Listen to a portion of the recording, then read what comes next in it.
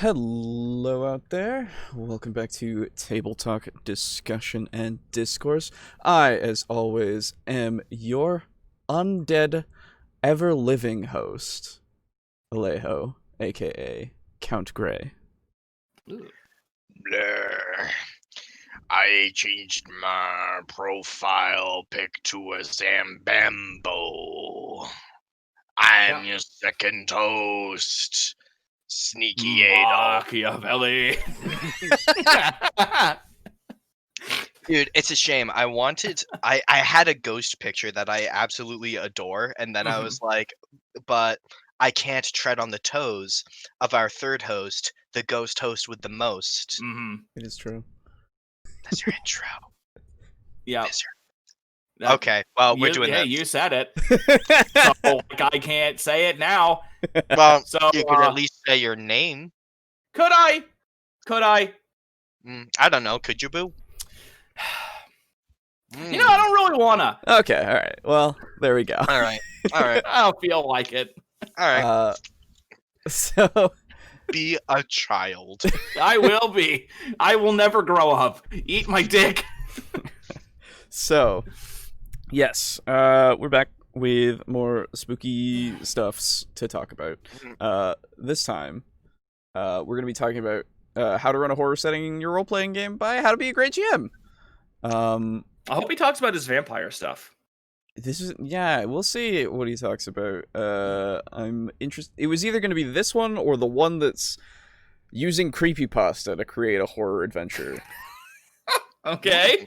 And like, part of me wants to do that one but it's like 37 minutes. Oh my god. This one is 24 minutes, but In fairness, there is some good creepypasta out there. It is true. But I would say borrowing inspiration from that is no more or less valid than No. borrowing inspiration from a module. Absolutely. Absolutely. It's just... I guess when I hear the term creepypasta, I think of all the cringe shit. That's fair. Most do. Yeah. I mean, he's got a Skeletor costume in the creepypasta one. Alright, we're switching gears. Yeah. This one's the newer one. Anyway, it's 2 years ago. Oh god, it's so loud. I just needed the link. So actually, oh god, That's right. it's still so loud. Actually, redo on my intro. Okay. I forgot. This month I'm not Sneaky Adolf. I'm Zombie Adolf. Well, there you go. Or And I'm just the same. It's true. You work. Or Yeah. I am never whatever. Anyway. or alternatively Spooky Adolf. I kind of like that one. Yeah, I think Spooky like Adolf that one a works lot. better. Yeah, that's the name of my ghost one. Gotcha. Okay. Okay. Zombies are so- spooky. Can be spooky. So, yes, this is creating a horror adventure using creepypasta. Game Master tips. This is from 2 years ago. The other one's from 4 years ago, and maybe we'll cover it another time. But It's a long month. It goes by fast. So here we go. New World Pain.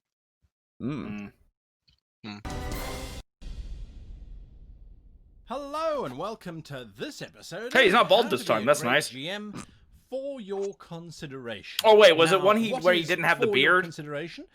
The one that we were like, oh, what is wrong with your Right, face? yeah. You know that one? Yeah, that's right. Yeah, it's when he I didn't have a forgot if he beard, was I think. bald or had no beard. Well, I am first of all, you will have noticed that profoundly this video... disappointed at the lack of a Skeletor costume. Yeah, it's in the thumbnail, but it's not. He's not wearing Maybe it. maybe it'll show up in like skits. Yeah, hopefully. We'll see. dropped on Friday. That's right, unlike the usual videos that go out on Wednesdays and Thursdays. Now, unlike How to Be a Great GM or How to Be a Great Player, which are instructional, educational videos on how to improve your game, the For Your Consideration videos are basically reviews, thoughts that I might have, adventure creation sessions, looking at games that you can play, maybe even me playing some games. It's just generally stuff that I have found or have come across or am doing which I think you might find entertaining to watch or beneficial to work along with me as I go through processes. Okay. So, to kick it off, something that I have been meaning to do for a very long time. And I do apologize to the author of this book that I'm about to talk about, because I've had it on my shelf for almost a year, if not more, and have been promising to do this. So now I am doing it. So without much more fanfare or apologies, I want to introduce you to this book. Creepypasta, the role-playing game. Okay. That's a thing? Well, I Wow. mean, if thirsty sword lesbians is a thing, should we really be surprised? Yeah, but Hold still. Yeah, I gotta go look at it. Creepy. Sorry, Vampire the Masquerade. I think there's an objectively superior TRPG. Yeah. Wait. Yep. Okay, it's on DriveThruRPG. Of course it is. Everything is. It's a $6 PDF. Holy shit! There you go. Yeah. As beware, this role-playing game is. Yeah, I see. Yeah. Is what? It's cursed, quote unquote, but like Oh, it's got God. the letter drip thing. the letter. Yeah, you can see it in the preview there in the I Discord. see it. Has zero fluff. I don't know, man. Everything a game master needs to run his or her campaign, no more, no less. Wow. Buy dice system that is neither overly complex nor rules light, perfect for bringing life into horrors that keep you up at night. You know, Okay. I don't know what it is. I think it's just because I've never really been into the whole creepypasta culture, Mhm. but the scary quote unquote face on the front of it, Oh yeah. it just Yeah. Oh yeah. it doesn't look scary. It looks hilarious to The me. Marilyn Manson face. Yeah, it's Yeah. Jeff. That's Jeff the Killer for Oh, anyone that's- that doesn't know. Yeah, it's that was actually Hey now. I figured out that, or I didn't figure. I learned that it was a picture of some woman who was then photoshopped a bunch, and then it looked like that or something like Yeah. that. But like, to okay. be fair, Mhm. I think nowadays he should be renamed to Jeff the Innocent Until Proven Guilty. Ah, yes, of course. What about Geoff the Killer? Geoff. Mm. Ooh, that's strong. That's strong. Yeah. Now, look at the cover. I mean, it's Oh, yeah. it's terrifying. Already, I mean, It's terrifying. Oh my god. I mean, Come on. when I was 15, maybe Yeah. younger, you Look. know. Look at that cover. That's 95% black. Nothing. Yeah, exactly. It's like, See, this isn't okay. exactly like With Ultima G- 5, the Black Gate. It's not No. exactly that. Killer. Or whichever Ultima was the Black Gate. It's not that. Like, come on. Ultima Black Gates. Like the whole thing with the cover is that it's just pitch black. Oh, Whereas yeah. all the other covers of all the previous Ultima games had been like bright and colorful, yeah, and then yeah. all of a sudden this one's just pure black. It's like, whoa, what the Yeah, hell is that exactly. about? There's not even any Oh, advertisements hey. on the back. Oh, Hey, nice.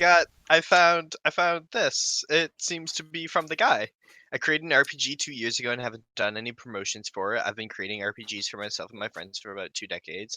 I finally got a game on DriveThruRPG.com, which is where that top one is. Yeah. And I'm excited I got a YouTuber to review it after I sent him a copy. Oh. Oh, is it a link to this video? It's not hold on, is it? Yeah, I'm actually gonna look. T It is. equals one Oh my god. Oh, It is. Yeah, it is. It actually is. I mean, like, I Nice. didn't realize that you had to, like, given how much shit DriveThruRPG carries, I wasn't aware that you actually, like, had much difficulty getting anything on there. Yeah, I don't know. Not to say that like if you get your stuff on there, it's like, oh well, it's fucking easy to get your shit on there. It's like, oh, it's not that impressive. That's not what I mean. I'm just saying like I wasn't aware they had like a process of you know, I guess vetting it. I don't know. Yeah, something. Yeah. I mean, Also, it's- sorry for the clicky clacky. I'm just cutting out pieces. Oh yeah. Yes, Bruce. Like, Yeah. dude, every single time I hear you like cutting out like Warhammer bits, I have like the most intense mental image of you like cutting toenails or something. Except they're like a half-inch thick, and I'm like, Yeah. "Ugh." No, Gross. it's Warhammer bits. Don't Yeah, worry. yeah, They're yeah. significantly more disgusting than toenails. All right. Kind of nervous to a book. Now, this is a custom-written RPG that looks at the ideas and thoughts and terrors behind your average horror type of situation. It's not Call of Cthulhu. This uses all the dice that you can imagine and does so in a very unique and imaginative way. Now, one of the reasons why Creepypasta stands out so much for me anyway is that the book is in alignment with the theme. So if I open it up here, I'm going to try and find the page here. So already we've got, and it's burning out because of the camera, but you've got all of these redacted snippets. This is in the opening story. Oh, that's My cool. personal experience that's in neat. this book. And there's all these moments where we can't find out anything that's going on. It reminds me. Is that why It's there's like- no fluff? It's all the fluff redacted. It's like SCP in that regard. Yeah, I was Yeah. literally just thinking SCP. Yeah, if there's well, an I mean, SCP, isn't SCP essentially just an evolution of Yeah, Creepypastas? in a way, I guess. SCP is sort of like a communal universe that is. Yeah. Yeah, true. Creepypasta. Yeah. But- It's. They have definitely different tones. Oh yeah, it is more. Yeah. It is more grounded, I would say, in a way. Yeah. Like that. Now that being said, there are definitely things that are incredibly fantastical in SCP. But what I mean is the way the approach, I guess, Yeah. of those of looking at those kinds of things, the scientific notation and everything, and the like actual documentation of these kinds of anomalies instead of it just being like a story. There are stories there too, obviously, but the main drive, at least for myself, is the actual documents. See now, Aiden, you know how this is the month. This is the month of horror. Mhm. Horror. See, my horror gift to you is that you will never know when I am clipping out Warhammer bits or actually doing my toenails. Oh, Toenails. I hate it. Yeah, you're welcome. Boy. gross. Yep. Mm. And you'll the never idea- know. Sorry. What is since we talked about SCPs and the store has now been opened. What is everyone's favorite SCP? Oh god, there's so many really good ones. I am actually very, very unfamiliar with SCPs as a whole. I know what SCP is, Yeah. but I don't really read any of them. I'm or listen to them still narrated. I'm still like looking through them every now and again, and I listen to a lot of the videos. I guess the only one that I'm even remotely familiar with would be Siren Head. I think he's an SCP, isn't he? No, Oh, he's not. Okay, I thought he was. My bad. Yeah. Oh god, there's so many good ones. Fuck me. I would say, while you think, Yeah. mine would be either SCP-049. It's a plague doctor that kills people and is like they need to be cured of the disease, and then he like makes them into little zombies. And the article that he's in mentions him having like a really interesting conversation between him and like the doctor assigned to him. Yeah. Very cool. And then my other favorite one is SCP-3000, and it's that like the this big giant- leviathan Yeah. thing that is it's like this eel that makes like this mucus that sloughs off its skin, and that mucus is the precursor compound to all of the amnestics that the SCP Foundation uses. Yeah. Very cool. So the Um, eel from Mario 64. Yes. Yes. Except millions of times bigger. and Like- significantly less scary Mm. for some people. I don't know. He never Yeah. scared me. Yeah, Yeah. I don't know. I've seen Brogan respond to that eel. Yeah, like never. Which one? Yeah. Oh god. SCP. Fuck. My favorite SCP. I don't remember the number. It's the one where it's one of the ponies. Oh, Remember that? that one. Wow. One of the ones that I really like is the Red Pool. It's Red Pool. SCP-354, and it's basically like a red pool that they have built a containment site around, because things randomly will come out of it that are very bad. And they have to, and it's like progressively getting worse, and it's one of those things that like, Oh, I see that. yeah, it's Pandora's very, box. very cool, very, very cool. That reminds me. Oh, geez. SCP-354-6 appeared to be a human male of Indian descent, as the enclosure around the pool had not yet been fully repaired. SCP-354-6 was immediately shot before it had a chance to escape. Yep. I also, I fucking love how brutal it is too. It's just like, gotta put that down. Area head Dr. Redacted has expressed his displeasure in the rash execution of SCP-354-6, which testing revealed to be identical to an average human being. Right, and like they could have learned so much if they'd been able to like talk to it. Maybe that would have been great. There is a channel I follow on YouTube, Remy Down Under Gaming. He Yes. does Arma Yes. Warhammer videos, Mhm, mhm. but he also did one that was an SCP one. Yes, I believe I watched that. And yes, Very cool. Very cool. He did there's the Stalker one as well. yep. I really want to play Stalker, like so bad. I have Stalker. Oh, lucky.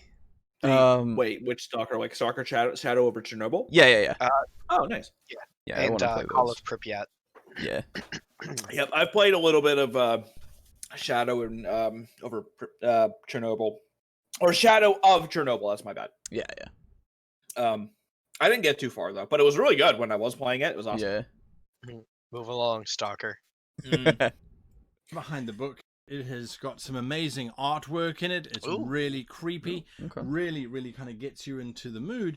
And then it's got little things like this. And I'm going to try and do it this way. yes. because- No, Mhm. no, it's not White. working. Sorry. This is the first episode of For Your Consideration. I So see. we're still working on the kinks. But Fair enough. in the top corner, just here, that you can't see, it says here, do not play this game. Do not play this game. Written into the book. That's kind of freaky. It kind of makes me go, well, now I want to play it, right? But at the same time, it makes me a bit nervous.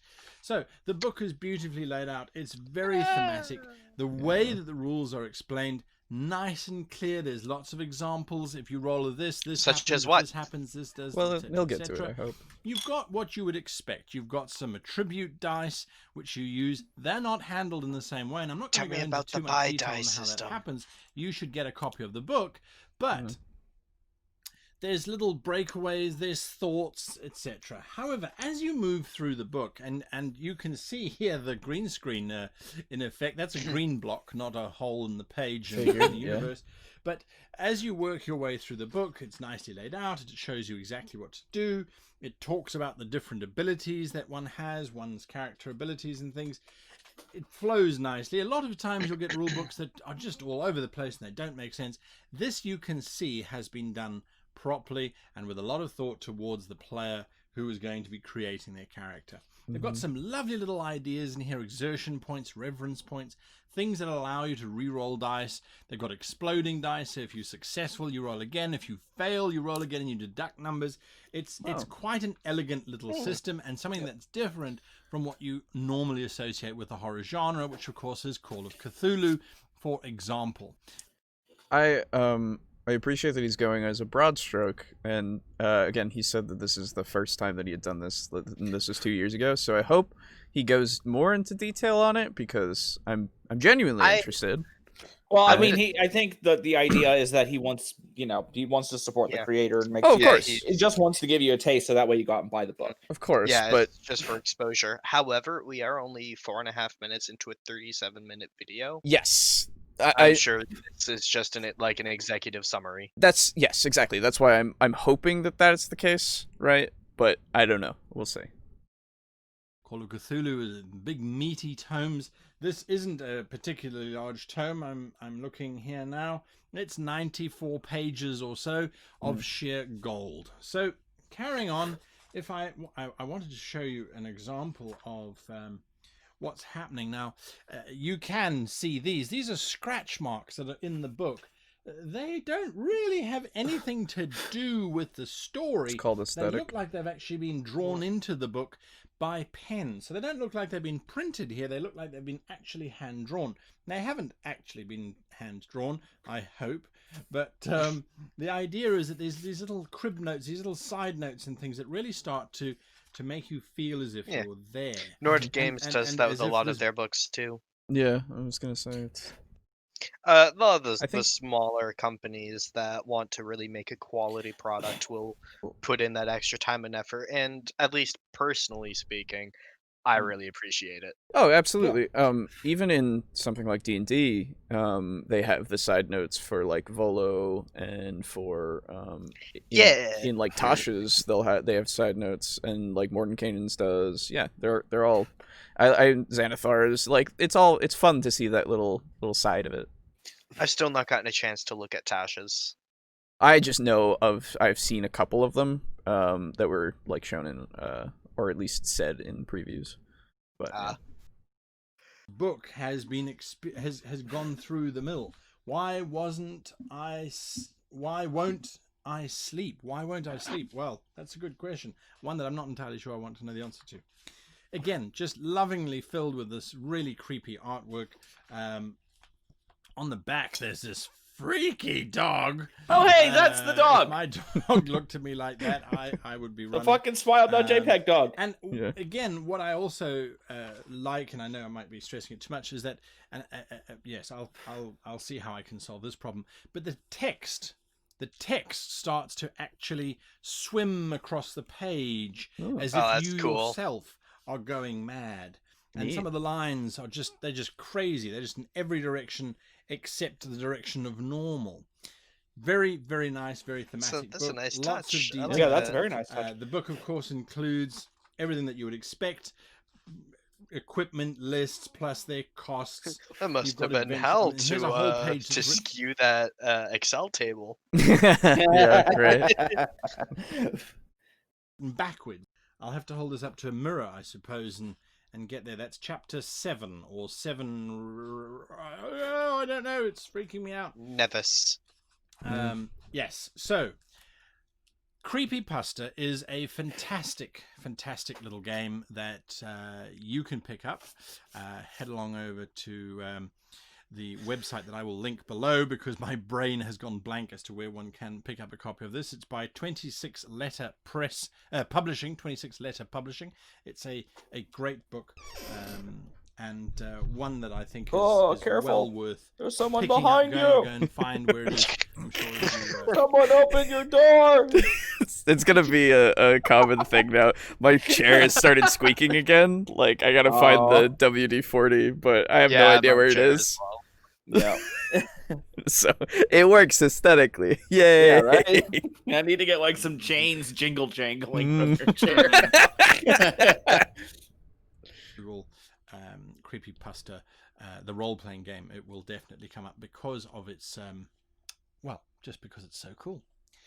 All right, now traditionally for your consideration would be only one kind of thing, whether it's a review of a role-playing system or whether it's a game that I've played and that I want to mention. And I do have a game that was sponsored to the channel called Ghost of a Tale, which tells the tale of a mouse trying to escape from this dark and nasty world and claim retribution. Wait, yeah, Ghost of a Tale, isn't that also a game? Hold on. Perhaps. Give me one moment, fellows. I'll be right back. Yeah, go for it. Yeah, no, Ghost of a Tale was I fucking thought I remembered that. It is literally, yeah, you're a mouse and action RPG, stealth and such. Yeah, neat. Interesting. That's pretty neat. It's as far as I thought it was, just a game. So yeah, neat. I have started playing it, and I have to say that it's a lot of fun. Very thematic, very, very curious. So watch out for that game review I'll be doing in the next coming weeks as soon as I get to a point where I feel I can talk a bit more about it.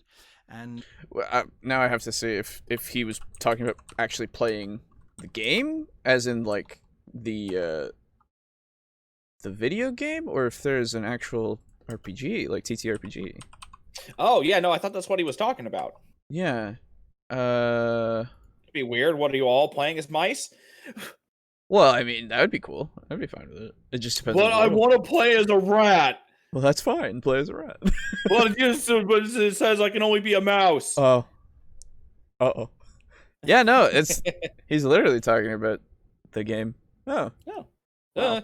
Okay, cool. I'm glad he enjoyed it. It seemed like a good game. And we'll cover that. However, because today is the inaugural launch of, for your consideration, sure, I've decided that we'll do a review of a game system. So there was Creepypasta for you. Check it out. It's really cool. And then, because it's Friday, most likely, hopefully, you've got a game coming up tonight, tomorrow morning, tomorrow afternoon, tomorrow evening, Sunday morning, Sunday afternoon, and Sunday night. Well, whatever your role-playing is like, I'm sure that you've got sessions coming up. Now, if you are a GM, that means that you have to have plotted out or planned your next adventure. Well, that's not necessarily the case. But... yeah, I mean, I know what to do with the guys. I really don't. So, in the second half of the video, I will be plotting out an adventure from scratch. Now, I have done this before on the channel where we focused quite heavily on the whole creation process and that kind of thing. So this is not nearly as, say, heavy as that. If you want it to be, please leave your comments below. I need your feedback on whether you think this is a worthwhile venture or whether it's something that, well... So... yeah, this isn't seeming to be like horror themed. Yeah. It's kind of just... yeah. I was gonna say, that sucks, because I was hoping it would be the whole thing all the way through. Maybe we'll come back to the video at some point. Yeah, but I think we should probably bounce back over to let's go back to the horror specific one. Yeah, okay. And then it's down there in the recommended bar, actually. Yeah. One, is sufficient. Well, excuse me. I'm gonna go get some water actually, really quick. So okay, leave me alone. Yep, I will. We're fans. Who knows what I'll say? Who knows what I'll do? So welcome back. Sorry about the early little break there, but yeah, it seemed like that video wasn't going to go down the horror path that we were hoping for. So let's go with the original idea, which is creating a horror adventure using wait, no, this is the same thing. I want this one. There we go. Cue us up for the same. How to run a horror setting in your role-playing game. That's the one. Okay. Here we go. Now I'll talk to you later, my dear. Hello and welcome to today's episode of How to Be a Great GM. We're talking about the setting of horror. Now, just to preface this is from 4 years ago, so we shall see how this is. Yeah. Horror is quite a tricky setting. Wait a minute! When you look at it... This is the perfect setting to cut people's hands off. Yeah. It is. Oh, man. Yes, it is. Yes, you're right. A little bit more in depth than perhaps you normally would. What's the difference between a horror and, say, a thriller? What's the difference between a thriller and a scary scenario? Is there a difference? Well, quite honestly, there is a world of difference. And principally, when we look at horror, might almost call it a world of answer horror. that question by looking... You could, or a world of darkness. Oh. But why would you call it that? Would beats me. Expectations that people have of exactly what is horror. Now, when you think of What horror, did you call me? you should think of a horrific situation. That's where the name comes from, after all. Sure. So a horrific would- situation. I I thought would horror. go so far as to say that horrific comes from horror. Yeah, I was but- gonna say I thought horror came first, but all right. I mean, you. Is I'm generally no a etymologist, situation but that Yeah, I'm no has some ornithologist, kind of but gore. Yeah, I dude. ain't no entomologist. I was gonna but- go with entomology. Fuck. I'm no birdologist. Well, you just, yeah. bird up. or some kind of disgusting, visually repulsive, horrific environment. Whereas a thriller hand doesn't closet. necessarily have to have any element of the horrific whatsoever. It's merely tension. So a horror then is mainly centered around the idea of a horrific environment, something that is covered in blood, something that is the internal organs of a creature, something that has died long ago, it's some kind of ghost that's crawling through the walls that are weeping blood. Whatever the case might be, a horrific situation is usually expected in a horror. If you don't have a horrific situation, you might have a scary situation, but it's not a horror situation. See, now And I that I actually kind of disagree with, because there can be very good horror that feeds off of a situation like that, Yes. where Yeah. one of the let's see, there is an old I think it's AD&D, maybe it was 3rd edition, I don't remember, but it was a module for D&D, and if I remember correctly, it was called the Apocalypse Stone. Ooh. And that scenario is basically designed to end your world. Literally, Right. it ends the world. Yes, I remember that. Yeah. And there is a point where basically to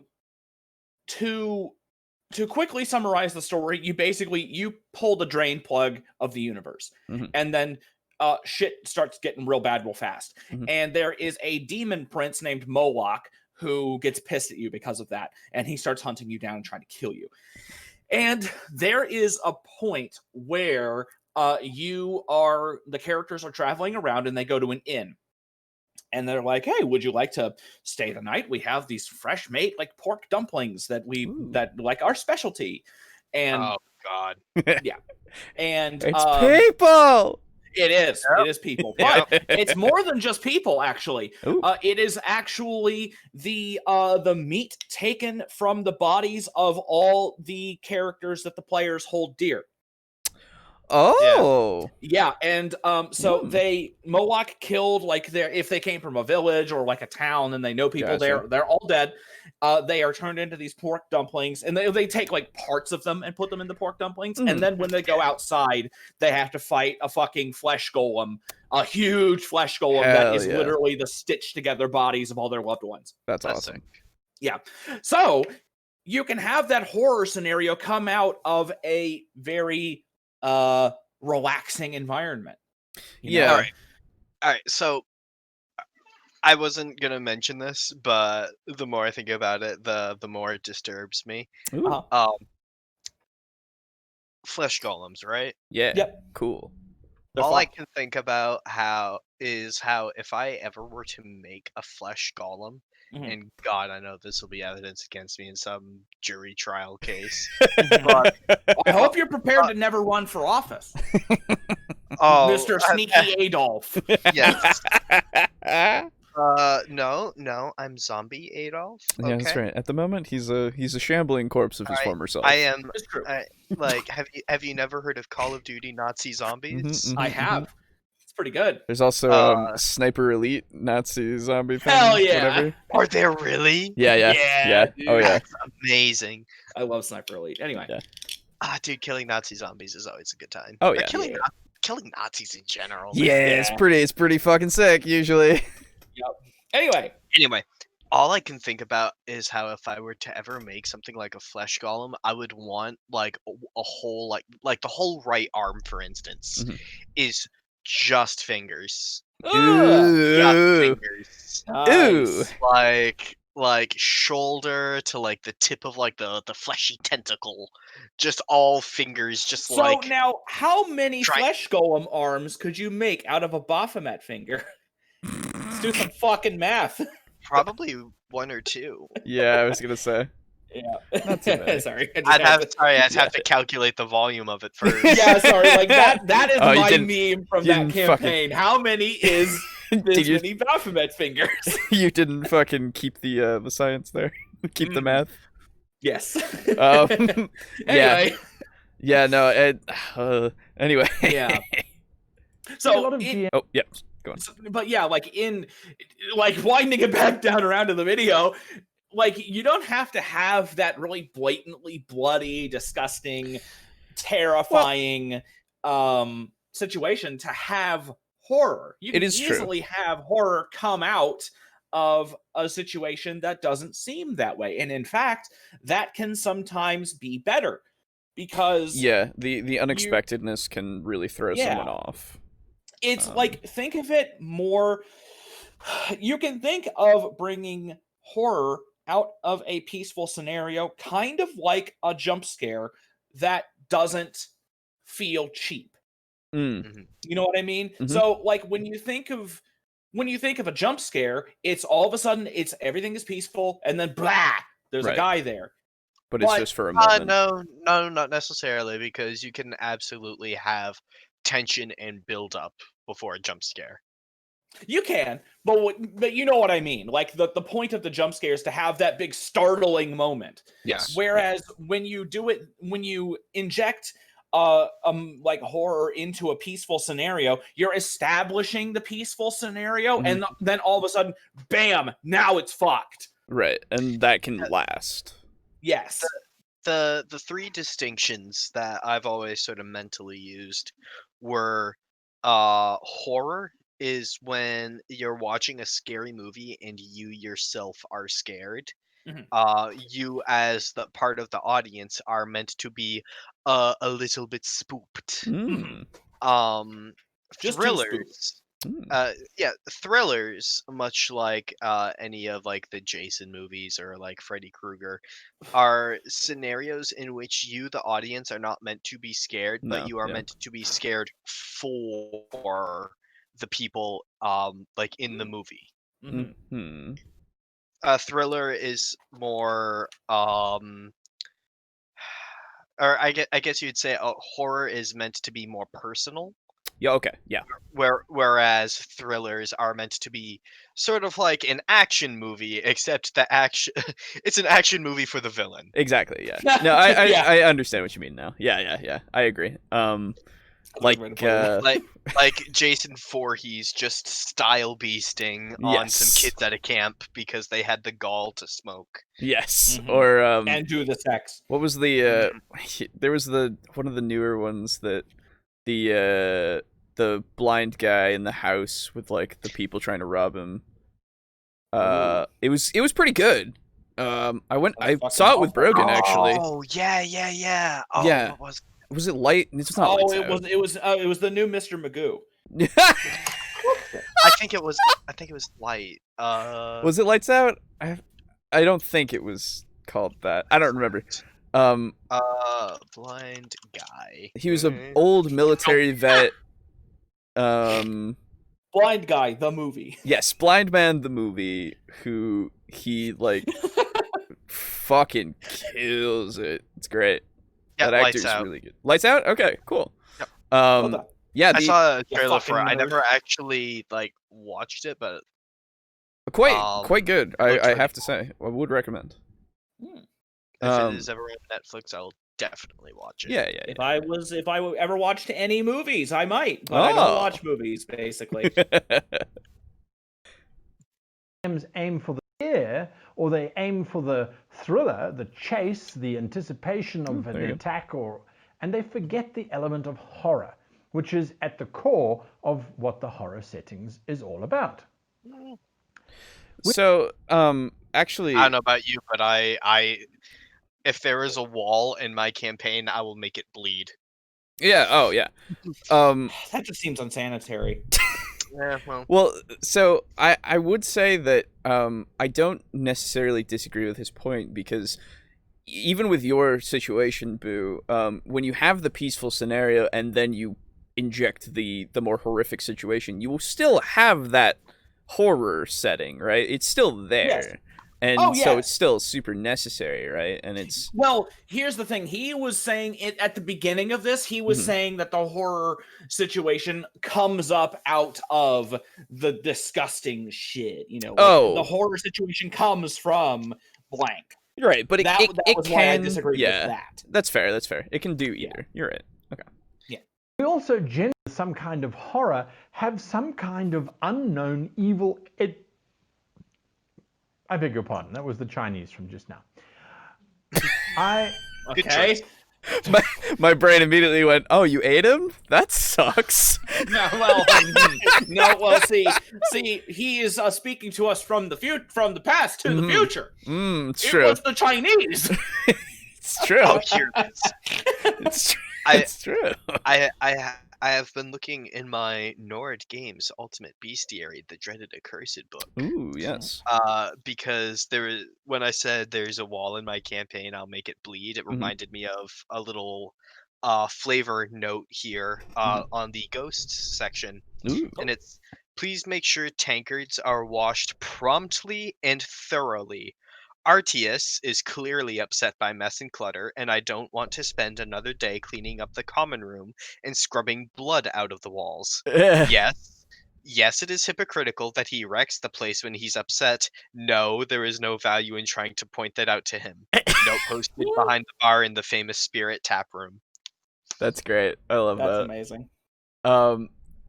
Yeah, continue on and pause if you will. I gotta go get my food. I'll be right back. Okay. I've lost my train of thought. A horrific environment usually has some kind of evil, foreboding monster or creature or thing that we don't know what it is until it attacks, and when it does, usually we're not sure about what it was. We just are aware of the repercussions of its attack, the horrific repercussions of its attack. Yeah, it's finding a body and gore like dripping from the ceiling, and then there's like a torso in the hallway, and you're like, oh no. It's playing murder. Chief Moth murder. Yeah, it's when you're walking down the hallway in a haunted mansion, and you hear the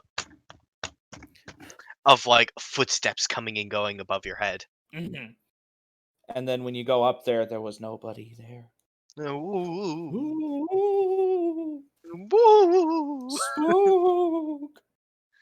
Get So we need some kind of thing. It doesn't have to be a human. It could be a creature from another plane. It could be the possessed body of a grandmother who has now been brought to life by this evil spirit from hell. It could be the tentacle of Cthulhu. Does it Whatever always the have to case be might from hell? We need to have. Okay, what did I miss? He said, oh, it could be a monster. It could be the possessed corpse of your granny who's being who is being reanimated by a spirit from hell. Okay. And I'm like, do they always have to be from hell? Well, I mean, What where if else? what if they went to heaven? You don't know. Then why would they want to come back? Yeah, why the hell are they coming Because back? they want to have some fun. I bet heaven's boring as hell. I mean, that's a weird that's a phrase, sentence. So Not I a- mean, I'll just mention fucking scriptural canon. Oh, jeez. Wherein Bible canon, yes. wherein literally in the Old Testament they raise a king from the dead, a necromancer does. And his whole thing is, why the fuck did you bring me back? Oh my god, I hate it. Oh my god, get me out. I hate it. Let me back. Fine, dude, I'll answer your questions. What? Yeah, right. It's the fucking travel brochure that's made by the resort. That's the problem. Of course they're gonna build it up. Otherwise, you won't spend your money there. I just. I should know. I died. Yeah, right. some kind of motivating factor. It could be the actual environment they're in. The house has been awoken and now will consume them. If Monster we go with House. the classic Yeah. horrors from the 60s. We also expect dark spaces. Very few horrors will actually take place in a brightly lit, visually open space. Fucking hold my There are beer. a few, and a lot of Cabin in the Woods. Yeah, fucking Colorado Space, baby. Mhm. That was a good one. I've still not seen that. Yeah, I need Not to see the movie, the book. Right. I need to Yeah, I both have read read the and book, see but- the movie. Yeah, like I heard that the movie was good. I did too. Yeah. Yeah, which thank God. I know, right? I wanted it to be good. By the way, semi-related, but I found a spoopy enemy for Great GM to use. Oh, The crawling claw. yeah. Yep. It's the hand. It's the hands. The hands. What is it? Cousin?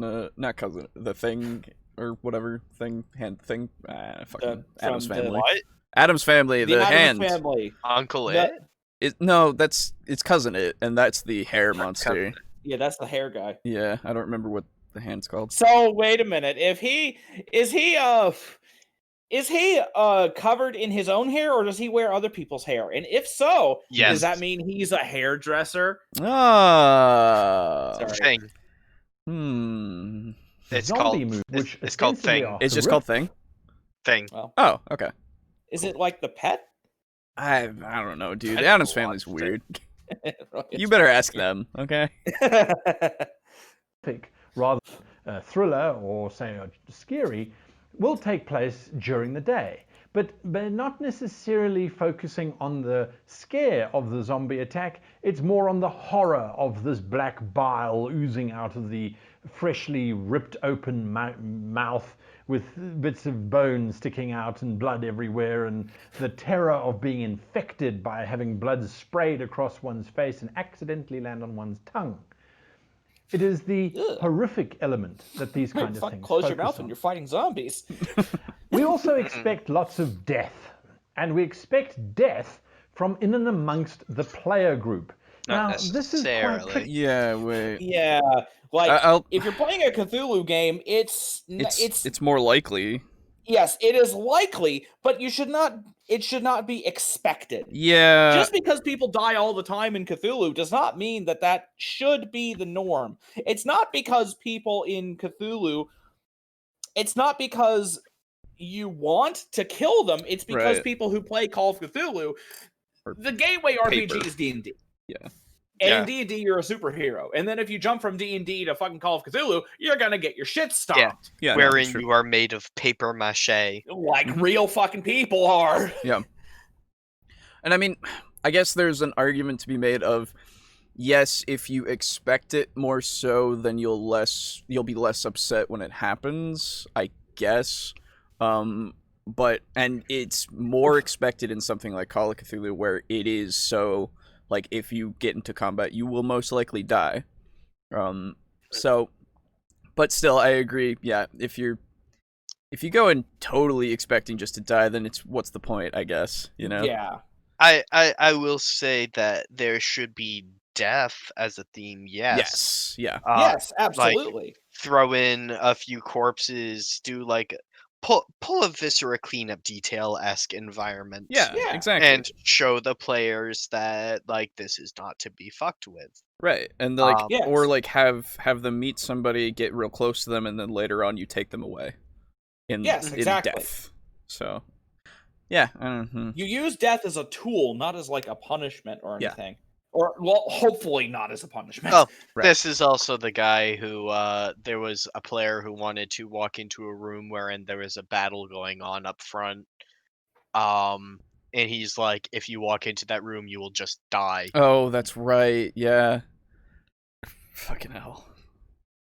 I- For us as a game master, Oh, I was just about to say I don't think I'm aware of that scenario. No. I remember there was the castle thing, and they were The fighting. library. Oh, Yeah. right. Yeah, that was a long time ago. Yep, the Yeah, it's been a Thousand while. Mile Castle. I remember that. Yeah. Yeah. because you don't want to kill off your players, because what are they going to do once you've finished playing with them in game? So they're going to sit and watch their fellows carrying on role-playing. It doesn't necessarily make for a great environment, but we expect PCs to die. Whenever I run a Cthulhu module at an Icon, Cthulhu, event, which of course. is coming up, I'm very excited about it, but whenever I run a module at a con and it's a Cthulhu module, players always sit down going, "Ooh, I wonder who's going to go insane and die first." Fair. It almost becomes a point of honor to be the character who went mad and ate themselves, or whatever the case might be. Yeah. So players expect player death. One does not run a horror campaign over years and years and years without some very careful planning. I mean, okay, so again, in a way, yes, but I would also argue no, because you can have it so that, like, if I were to run a horror game in D&D, I wouldn't expect my players to die. Yeah. Right? Like, if I make a horrific setting, I can make them, have a bit of a spook here and there, but they're probably not gonna die because it's D&D and it's very hard to kill people. Yeah. Healing word. Depending on the level. Right. True. But yeah, I don't know. It's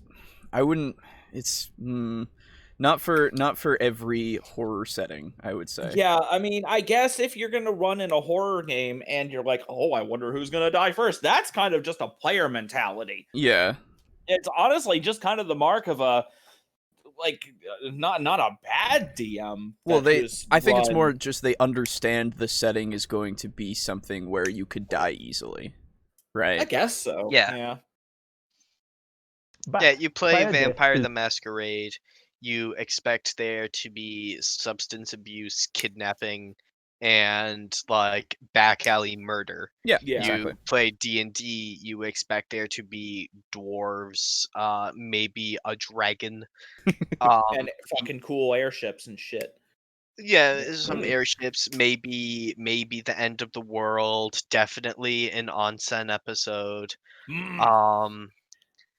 Or as in the case of last week's session in the game where I am a paladin, and one of the characters declared his love for an NPC, and everyone around him, including my character in particular, is now fully on board shipping the two of them, and is starting to get plans for the wedding. Okay. Well, good for them. Yeah. As expected. We are also in expectation of a gigantic climatic showdown with this mysterious big bad creature. Now, this is just narrative imperative. If something is trying to eat you, consume you, steal your soul, use you to impregnate it with its own little slug worm things that are going to later burst out of your eardrums, your nasal cavity, and other orifices. Fun. We expect I've a seen that showdown. hentai. So if you are running a horror campaign or a horror setting, you need to anticipate Get away from and her, you plan bitch. yeah, exactly. Yeah. for that showdown. If all of the players die before the showdown happens, it will feel very unsatisfying. The players need to get to a point where at least one of them has survived long enough to have a showdown with the creature, the thing, the whatever. And if they die in that, that's fine, it's accepted, especially if the creature is a god from another dimension. On the other hand, there is also a certain sense of satisfaction of having a player. So you know what this really reminds me of, this talk of the climax? Please. What? Take the example, or I should say, it's an example for this point. However, it's an example of how to do the climax wrong. Mm-hmm. Alejo, I believe you watched The Babadook at my suggestion, right? I did, yes. Yeah, and how that movie's a horror movie up until you see The Babadook, Yes. and then it's a comedy. Yes, it is incredibly silly once the Babadook comes into the picture.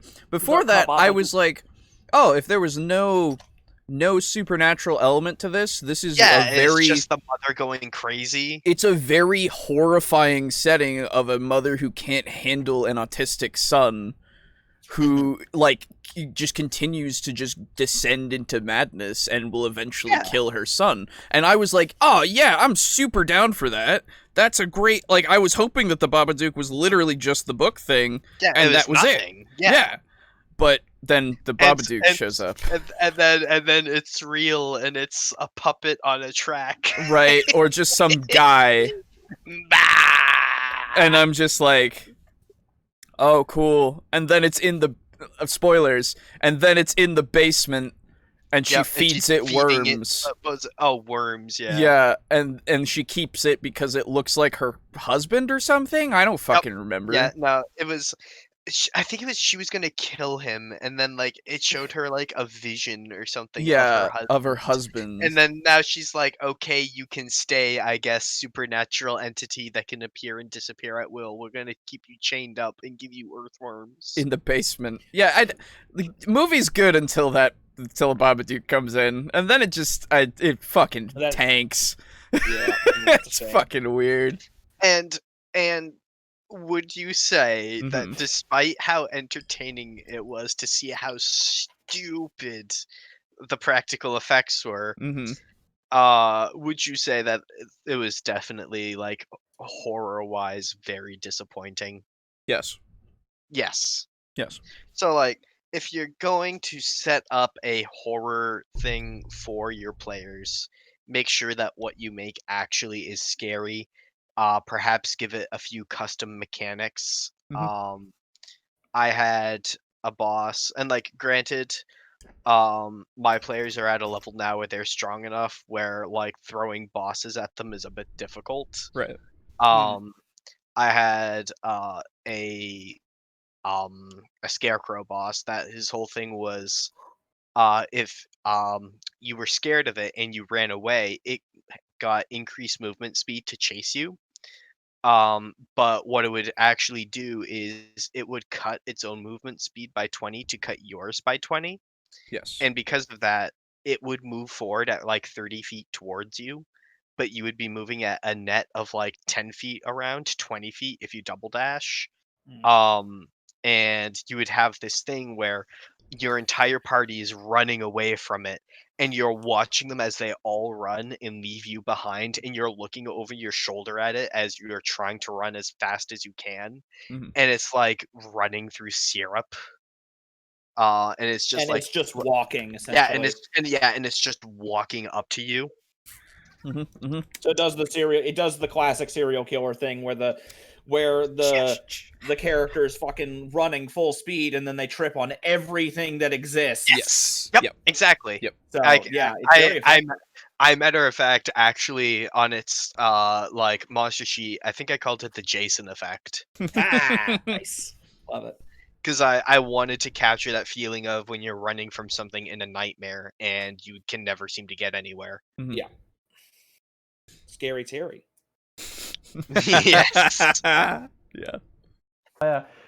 Against all odds, having discovered the clues that you've so carefully laid around your setting to defeat said big bad slimy monster thing. Oh. You back? Yeah, I'm here. Okay. Just refresh, watch together. Gotcha. So those are some of the expectations. We also expect someone like, say, a big-breasted blonde woman to be reduced to wearing her underclothes and nothing else. Yes. Okay, That's a slasher movie. Wow. That's not horror. Wait. I was gonna say die first. I mean, okay, write that down, I guess. Alright, well, I've learned something. So first off, can we just talk about how this fucking list is I was gonna say horrific situation, gore disgust, like evil being creature, dark space. No. NPCs. Yeah, no, it gets. I'm now. I feel like you should put climax after, but I feel like everything should be shifted up first off because it is horrific situation. There is so much. Well, there is so much space between the top and that first fucking the horrific situation. Like, anyway. Yeah. I was initially going to say actually that it looks almost balanced for up to dark spaces, and that's like it. Yeah, exactly. Like. Okay, so now that I've gotten the format of the video out of the way a little bit. Now the real question is which of these on the list do you want to mix and match at any one point in time? Like, okay, so. Well, okay. Well, here's the thing. Mm-hmm. You're just making a tentacle porn now. Yeah, I don't ever expect in a TTRPG for there to be just like, unless I call for it, because yes, the whores exist, sure, prostitution is a thing. I was gonna say, like, brothels are a thing. Absolutely. That's its own section, right? It is a thing in the world, and yes, it'll be there, whatever. It's not like I fully expect it, right? And You're not looking for it. It certainly would not make my list of expectations for a campaign. But there's witches there, and I want to do them. Like, okay, this is... That sea hag says she'll give me a pearl of power. That's, like, fair enough. I'll give her a fucking pearl of power. Like... And like, I'm not trying to be like prudish, right? Sure, you want to have it in your game, fucking go for it. I'm all fucking for it. Some flavors of horror, yes. Yes. God knows there's plenty of games wherein the whole theme is you descend into hell, and for some reason every enemy is naked. Agony. Yes. Yeah, that was the one. Yep. Haven't played it, just know. There's another one that actually I think released fairly recently. That is basically like Agony 2.0. Oh, sure. Ooh. Doesn't surprise. Like, I get it because carnal delight, sinfulness, whatever. Yeah, this not so much of the carnal delight. Well, yeah, exactly, right? But yeah, now see. Going back to the onsen episode, though, things we expect for that, right? Shoujo situation, bathing / relief, yes, shenanigans / ensue, tall fences, yes, okay. Climbing over the fence and getting fucking smacked in the goddamn face with a rock or something. I was gonna say the yeeting of PCs. Yes. Okay. The peak and naked woman. That is something I expect in an onsen episode. Not so much horror. Right. Yeah. I understand where he's getting it from. It was used in Texas slashers. Yeah, Texas Chainsaw Massacre, Friday the 13th. It's used because it's slasher movies. Yeah, it's literally American a slasher movie staple. I don't think it's ever in any of the Freddy Krueger movies, is it? Those I don't think so, because those were all supposed to be high school students. Yes, exactly. It also depends on students have parents. Yeah, but you see them very rarely. Yeah. The first one is really actually a very well done horror instead of a traditional slasher, right? What about what about Alien? Yeah, no, I mean, technically it's not nudity, but Ripley does undress at the end. Oh, to get into the cryopod, yeah, sure. Yeah. So I would say that was not exactly done for like sex appeal. No, exactly. It wasn't. That's a different context than the one that he has laid out. Plus, also, I would say that is more horror than just slasher. Like it is. Well, he said this is what we expect of horror. Though. I know, and that's like, and I don't say that. I completely disagree. Like, Yes, it's again. That's why I'm putting it out there. It's typically seen in slasher movies where The Grudge doesn't have it. Yeah, exactly. Oh, what's that one? Children of the Corn Still does. haven't seen it. I need to see that, actually. I still haven't seen it. Yeah, like... okay, so if you're... Again, I'm not gonna be prudish about it, but A Quiet Place, It, both original and remake. Yep, true. Pet Cemetery. True, yep. I think you mean Pet Cemetery, but yes. Oh yes, I think that's a different video. Different movie. Yes. But like, so it's just it's catching me off guard. The horny police is at the door, and they're starting to break it down. They're banging the door. Yeah, they're banging on the door. Starting to bonk on the door. So It Follows. Now my problem. It Follows is about it. You're right. That is true. Yes, that actually is. But like my problem here. Why does it default to a blonde? Yeah, I mean, again, it was the typical the stereotype. Yeah. Yeah. We gotta break the stereotype. Give me a Ravenette, please. We I agree. do. I agree. Anyway, let's see what he says. I would also say let us throw out representation for the humble redhead, but Oh, absolutely. Humble. Anyway, let's see what he says about it, because I'm genuinely curious. Yeah, right? But that's a movie trope than a role-playing trope. Thank But God. if you can get one of your players to have their characters naked running through the scene, it helps to build the horror. Does it? Especially when they realize that the keys to the front door have been left behind in those pants Yeah. that they were wearing, and they now have to go back to retrieve them. Okay, Yeah, that's fair. Yeah, I mean, if you Then the if stealth you it sequence can add a bit ensues. of comedy. quite literally, if you put any situation where the character is underdressed / doesn't have their equipment and stuff, it makes the scene more tense.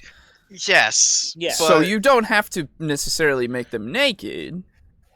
I would in that case get rid of the entry naked woman and put in underprepared PCs. Yes, Yes, exactly. That's significantly better. Because even like you've even admitted that that's more of a thing for the movie trope of Which is slasher good that movies. he did. I honestly I expected him to, but it's good that he did. Yeah, no, I'm glad he did, but at the same time, I was real concerned he'd be like, oh, if you can fit in a naked woman into your scene, all the better. yeah, Like, that would have been weird. That would have been It's fucking weird. fucking weird.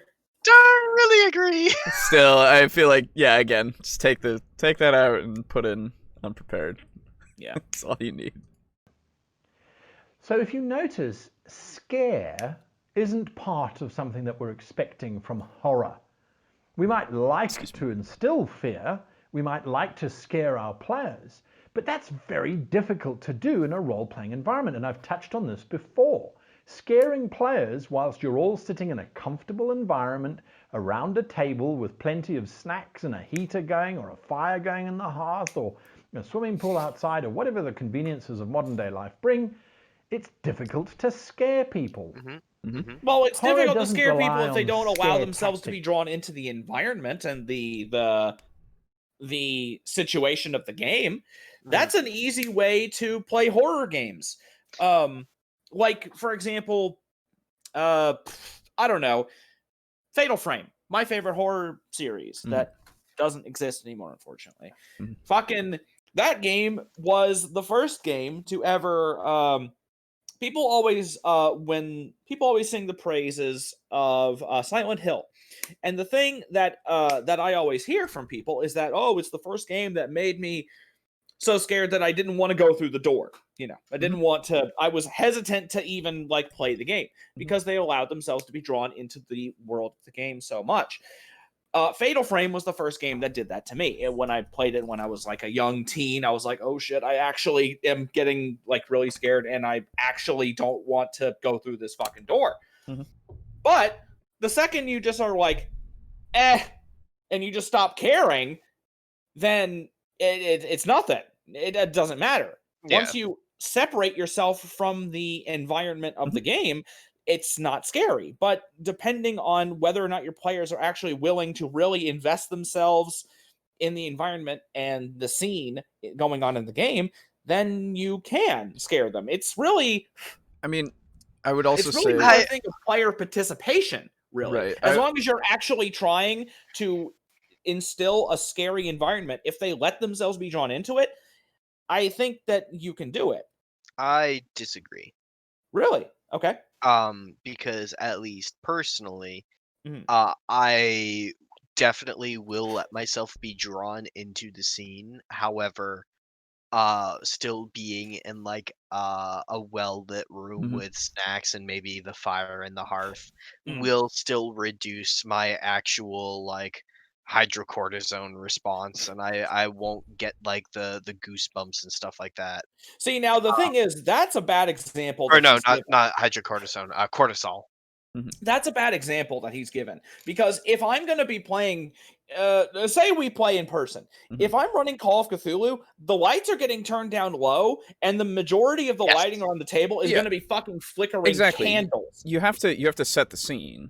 Yeah, you're setting to the set scene. You're setting a set the- mood. Yeah. That's what horror is.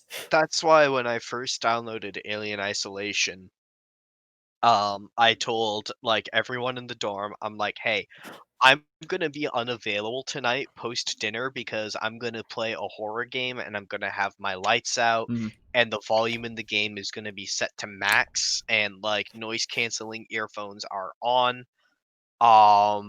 Don't bother me. Yeah. And I played Alien Isolation in like a fucking pitch black room, and boy, oh boy, oh boy, oh boy, did that work. Yeah. It's the same. It's almost the same principle as playing, say, what's a popular third-person horror game that's not Resident Evil or Fatal Frame? Among Us. I mean, uh, No. third person horror. Third person, I guess. Alan Wake. Okay, that works. It's the difference Oh, between Dead Space. There we go. Oh yeah, Dead Space is much better. It's the difference between playing Dead Space, where you at all times can see Isaac Clarke. You see that you are playing as Isaac Clarke, versus playing Amnesia, where you are the one moving around, because you Yeah. are seeing everything through Daniel's eyes, but you're seeing out through his eyes, not from behind his head. Yeah, it's the difference between seeing someone like jab a syringe needle into a person's eyeball versus lying down in the bench and seeing the needle come for you. Yeah, exactly. and so you have that level of connection and immersion that only really comes from being in the environment. But at that same time, it's so much easier to disconnect from the game if you're seeing someone else go through this shit instead of it being you. Yeah. Yeah, no, I agree. Although I am one of the easiest to get scared. So no matter what the situation, I'm pretty much in a cold sweat. Especially if it's a tentacle beard frog. Yep. That would be That's as big that'd be as pretty you bad. are. Yeah, no, so I can't bring stuff. and like the I liked it. I yeah, hated no, it was it. cool. I had fun. I mean, fun in too. retrospect, I hate it. But... Yeah. So yeah, I mean, it's also, I would say, harder for some than it is for others to get into that headspace, right? Yes. It's really when you're running a horror game for a group of people that are down to run that horror game, it really becomes a cooperative effort. Like more so than just regular D&D or Traveler or whatever it is that you're playing. Because with that, it's like you kind of have to agree to be scared, essentially. I mean, which sounds weird. Unfortunately, it is not so simple for me. Yeah, exactly. So it's a lot harder to do, but it can be done. Much like horror, much like capsaicin, is something that the more you choose to expose yourself to in life, the less it affects you. Yes. So like I can like grab a jalapeno off a shelf and without breaking eye contact, I'll eat it seeds and all and look on at some like weakling who is looking at me in horror. Mhm. Versus like if I how do I put this? I can't agree to be scared any more than I can agree to have my mouth be on fire. That's fair. Yeah. By the way, it's jalapeno. God damn it. I think it's jalapeno. Let me tell you, to not agree with you. as the resident Hispanic, it is Jolly Panino. Okay. Oh yeah, that's what I said. Jolly Yeah. panino. Yeah. Anyway, Then how do you pronounce habanero? What? How do you Oh, pronounce that? hot Ben's Harrows. Yeah. Yeah. oh, Yes, I thought furiously writing down in my Spanish notebook. Thank you. I had Good. heard it was Happy Nino. Oh, see, that's a mystery. That's Spain Spanish. It's a not- regional Yeah, dialect. yeah, Okay. exactly. Not the Latino kind. Mhm. Anyway, Anyway, let's continue. To fucking be successful, it relies on horror. And there are a whole bunch of things that we can look at to make things horrific. And tone, the previous video that I did, last week's episode as a matter of fact, we looked at how to create the tone of horror, to mush up food with red food coloring, or to give them stained drinks, or whatever the case might be. Those are little tricks that we can do to help enhance the tone of horror. But horror really comes down from how you create the tone of it. And to create the tone of horror, you're going to use 5 keywords. Okay. And they're very, very simple because most of us, especially if you're watching this video and listening to it and are aware of what you're sitting on, most of us have them all. I am, of course, talking about your 5 senses. And this is something that you as the game master can practice. And you should be using it anyway in terms of telling good stories, because it comes in really, really handy. Using your 5 senses creates a powerful arsenal in your GMing toolkit to create amazing tone. And horror needs it the most. yes. Yeah, no, I would agree. We've gone over Yes. senses a few times now, so Yes, Yeah. very important. Mhm. I would also say to anyone who is curious about how to describe a scene, start at the bottom first. Mhm. Like whenever you're curious about a scene and you're like, oh, I don't even know how to describe it, just take it one point at a time, describe the ground, the walls, or the forest, or whatever, and then looking up, what do I see, Mhm. and then what do I smell, what do I hear, like is the air clammy, Mhm, mhm. like go low to high and then do senses, Mhm. and you'll Yes. always be fine.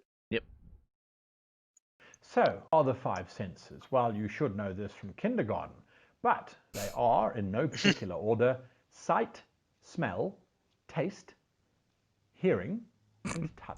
Had a second there. You had a second there. Use all of them to Kindergarten. describe scenes when you're What running about horror campaigns. what about the 6th sense, naked woman? I was thinking that the whole time. I was like, man. when is he gonna start? The 5 words that you need: a very hot naked woman. Oh my god. Oh god. sorry, guy. I'm not gonna let that one go. it's another one to add to my book here. Yep. Pain. The Black You Book. see large sacks of pink Naked flesh women. No. hanging from the All right. ceiling. Yeah. Big tracts purple of land. veins insinuate themselves around these sacks, and something is moving below the surface. Clear slime is dripping off of them and puddling in the floor, where you can see that it has started to turn a milky, yellowy, pus-like color. Describe what they see. Good scene. Then describe what they smell. The odor coming off of these meat sacks is of rancid meat that's been left out in the sun for too long. And the slime smells like potatoes that have gone rotten many, many weeks ago. You can also smell mixed in amongst it a coppery blood-like aroma and that ever sweet tasting smell of pus. Of There's death, another example. you mean?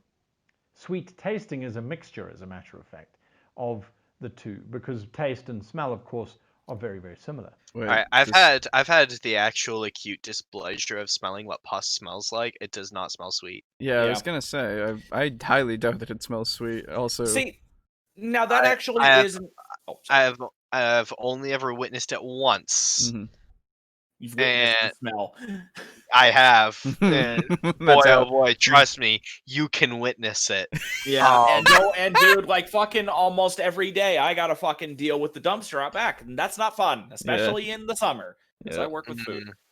in a place that Plus- handles food. Plus, also like in the heat. Yeah. Yeah. Now, one of the things that you can do with this scenario, exact same scenario, Mhm. you can have this really weird scene and describe something completely disgusting. And like you can like describe the way it looks. And the way it looks is horrible. Yeah. And it's rancid, it's dirty, it's rotten, there's flies buzzing around it. But describe it smelling nice. Oh yeah, you can fuck with yeah. You them. can have Yeah, it smell not like cooking food, but have it smell like a like bakery. like have it smell sweet. Yeah, You Yeah. know, just that kind of like vague. Weird. As Yeah. as you travel down the hallway, the walls shuddering with almost a timed like thud thud thud thud. Nice.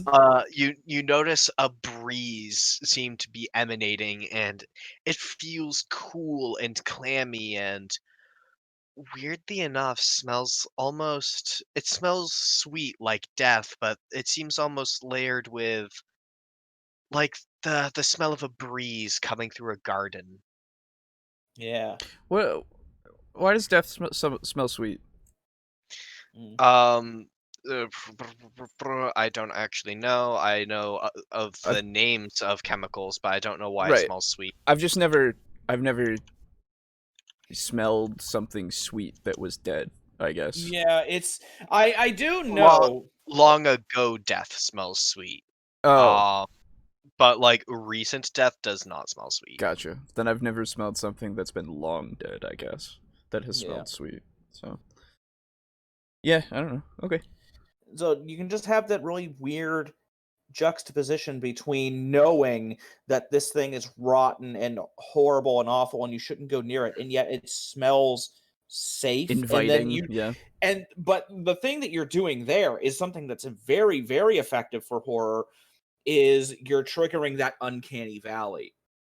Because the uncanny valley is that area of your thought process where your brain isn't sure if something is a threat or if it's safe.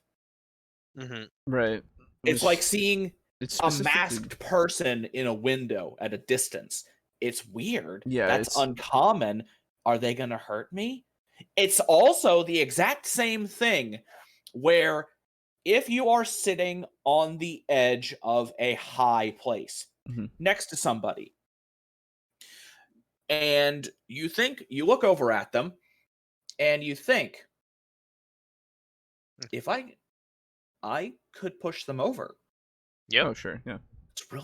It's that really weird cognitive dissonance feeling and that uncanny valley. You can trigger that. It's really, really And effective. I know what you mean, but Uncanny Valley isn't the words. No. It's called the Call of the Void. Oh, is it? When Yeah. you're Oh, standing okay. on Because- the ledge and you think like, I could just jump. Yeah. Uncanny Valley is more just things that look very much human, but just are off, you know? Well, it's also that knowing. It's also that strange feeling of not knowing if it's a threat or not. Oh, I yeah. believe that's the same term. It might be. from what I can see, in the hypothesis here. Sorry, actually, correction on earlier. Really recent death smells sweet. Oh, okay. Which Yeah, more I the guess. more that I think about it, actually like makes sense because taking a fucking morbid turn here. I had a dog for 13 years, Mhm. and when he died, I was like just kind of cradling him, Right, yeah. even though like he had like died, but I was just still there, kind of like holding him. Yeah, yeah. And I remember like smelling like sweetness, and I'm like, was it like he had been washed recently? Like, why does Right. he smell this way? And it just struck me, oh, that was probably it. Yeah, yeah, yeah. Okay. It's not a inherently unpleasant, Right. but it is something that you do notice, and it's kind of off-putting. Right, yeah. I Yeah, was gonna it's say. because it's that weird feeling where it's like this thing is dead, but it smells nice, and Yeah, so yeah. how am I supposed to feel about this? Yeah. Anyway, You I can remember taste on the Oh, air. yep, go on. Oh, I was gonna say, I remember one of the chemicals that is given off by a dead body as it starts to decompose is called cadaverine, and it has Nice. that like distinctive dead body smell. Gotcha. Yeah. And that was how it got its name. There you go. A sense of ozone, something electrically charged has been through here, and your tongue tingles as this mixture of smells washes down your nasal passages, and you can literally taste in the air the scent of death, or whatever the case might be. Taste could also come in from you take a sip of water, only to discover that it tastes like semen and has that. yeah, Really? naked woman.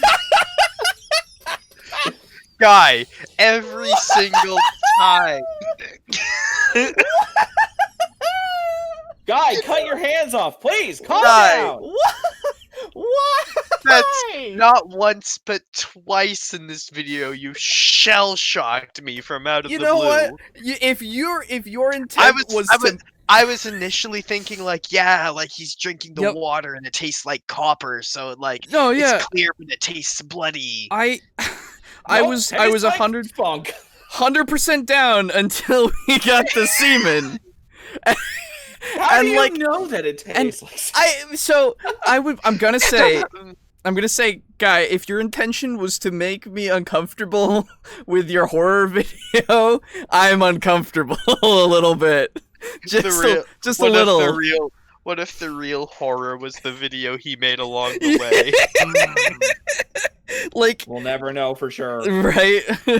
Or more, maybe Like- we will. The world may never know. If this was your intent, like No, very like masterfully done. Right, exactly. Like it's just strange. That's all. It's just strange. Just completely jarring. Out of It's like nowhere. it's like it's like you know, Yeah, I'm not. You're falling asleep and you're like jerking your head. Yeah, to stay exactly. awake. I'm not scared of it, and I'm not, Yeah. anything like that. It's just slightly uncomfortable now. It's the jump scares of the video.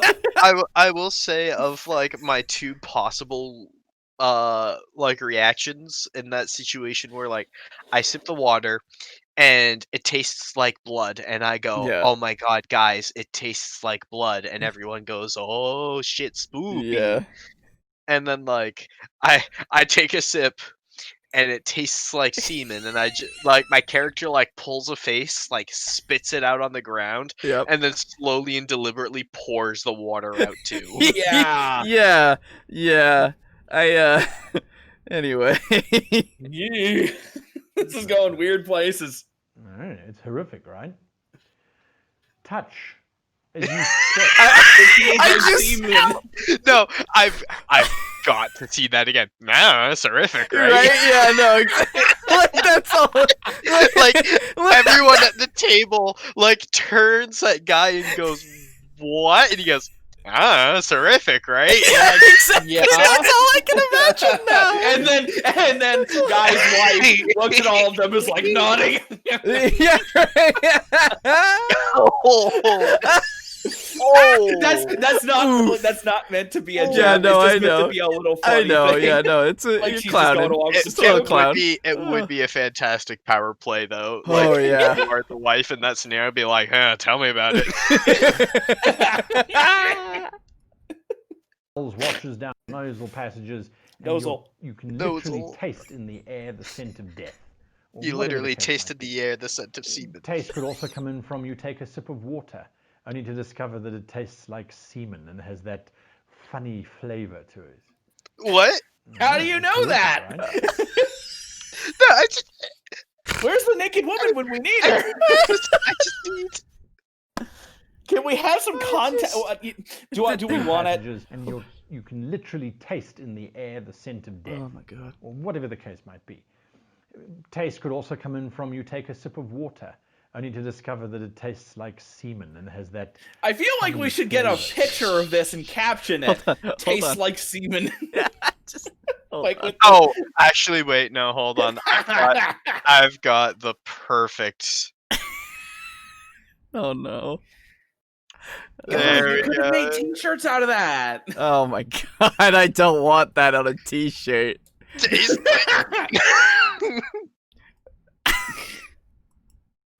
Oh my god. All right, well, you know what? I will. On that note, I need to use the restroom. You guys go on ahead without me. And I don't know if there's any more weird fucking sex shit. We will delve the depths. We will press onward. Yep, I'll be back. Yeah. Boo was the first to turn away.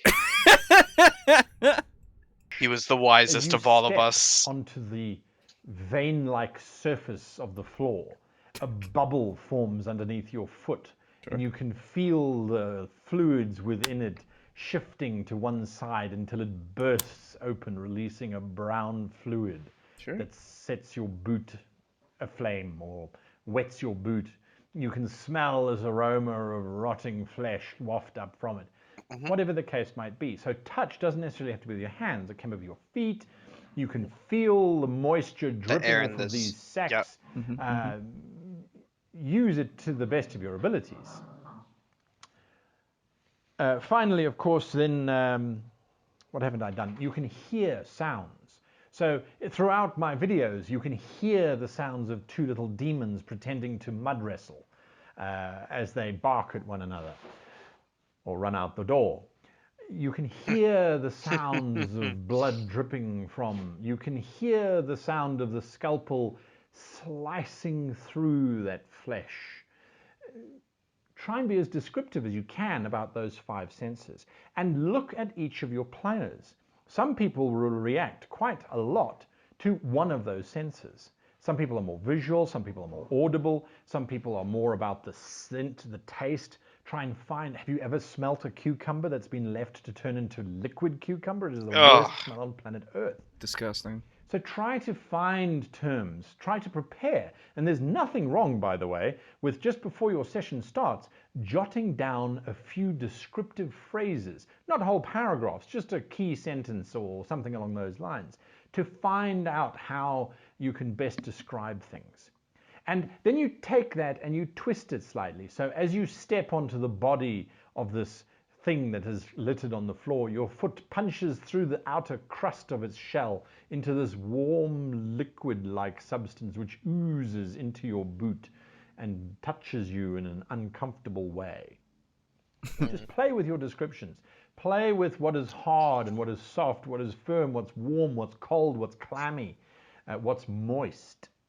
Look for words, build your vocabulary to do something like as they're walking through the hallway, the person in front's boot snaps through the floor and it falls into like a little crevice beneath the floor, and they feel a wet squish, and then they hear something go and then like scuttle away out from under the boot. Yeah, absolutely. Describe those five senses to help build the tone. Obviously, the other part about tone in a horror film, in a horror session, is you need to make sure that you keep the players in the dark, not necessarily literally. You need to describe things to them that don't make sense. Oh boy, here it You comes. see footprints forming in the dust in front of you, but when you reach out, you don't feel anybody. You hear the sound of a clinking chain somewhere in the distance. Another great use of those 5 senses is to help build anticipation. Players will often go, I walk down the corridor.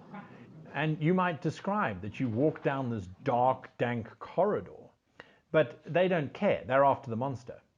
So instead of just giving them the monster, rather have them hear something. Right. You hear a scraping noise just next to your left ear. You turn, but you see nothing. The corridor is empty. Let them walk down the corridor and the next corridor. And then you say, you hear that scraping sound. Only this time it's coming from directly in front of your face. If they can't see it, they can't just attack it. Right. Yeah. And you can use that sound all the time. A great example was I was running a game over the weekend and I had the players walk into a kitchen and I said, you see in the sink brown dishwater that's absolutely still. And then you see something move underneath it. None of them were ready to stick their hand into that brackish water. We all know that there is something in there and that the first person who sticks their hand in will feel nothing at first, and as they're about to pull their hand out, something will grab them and pull them into that sink. Sure. So they purposefully... I don't know about you, but I've seen the fog. Yeah, right, yeah. Any kind of Ignore- setting like that, yeah.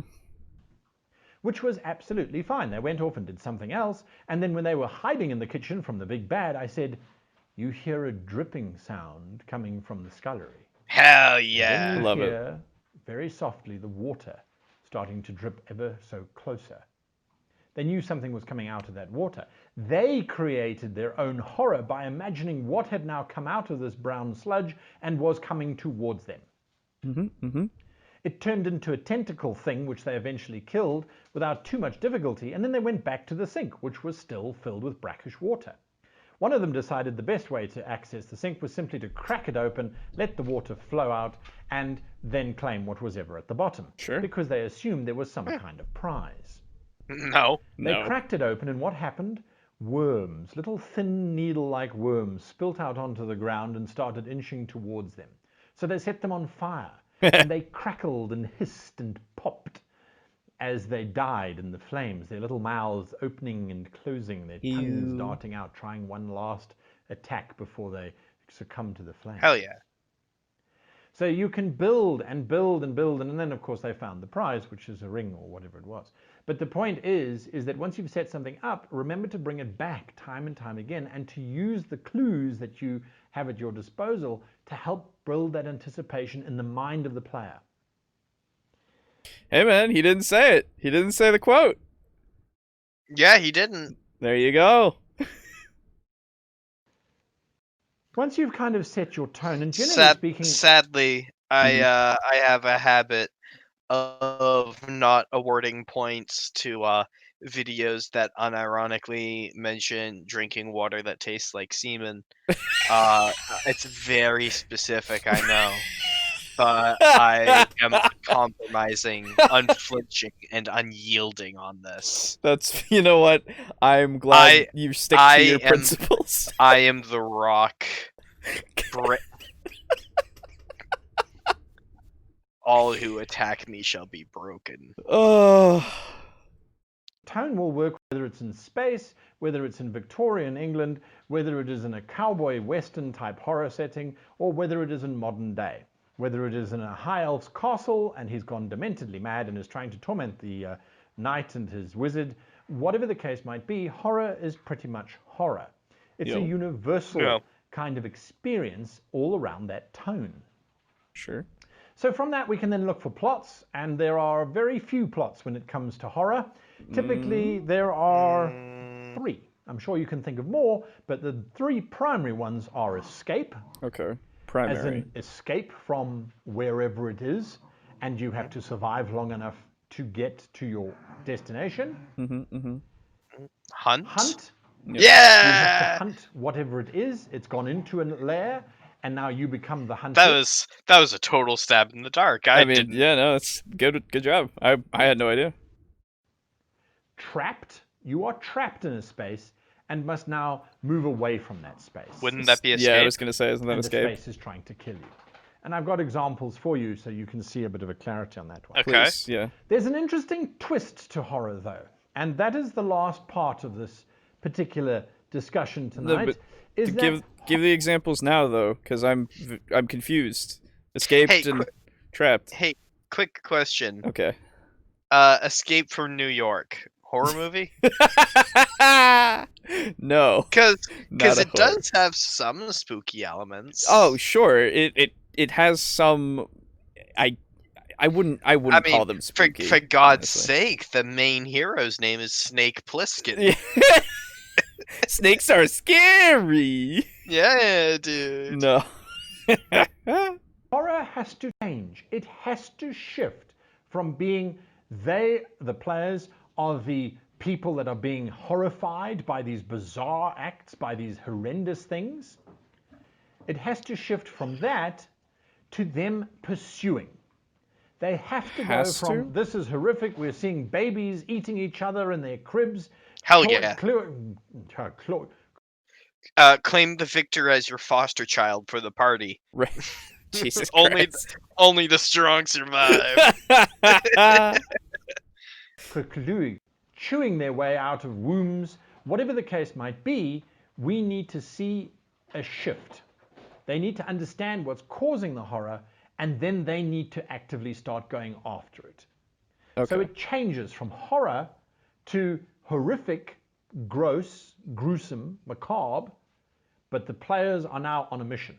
We know what is hunting us. We know what is trying to kill us. Okay. We must now try and destroy it. I see what you mean. Yes. And you need to have that shift happen because you can only sustain horror for so long before all of those wonderful descriptions that you're throwing out become a little bit jaded. Yes. And you always need to ratchet up the horror as well. And one of the easiest tricks that I've found to do that is to have your creatures seem invincible and all-powerful.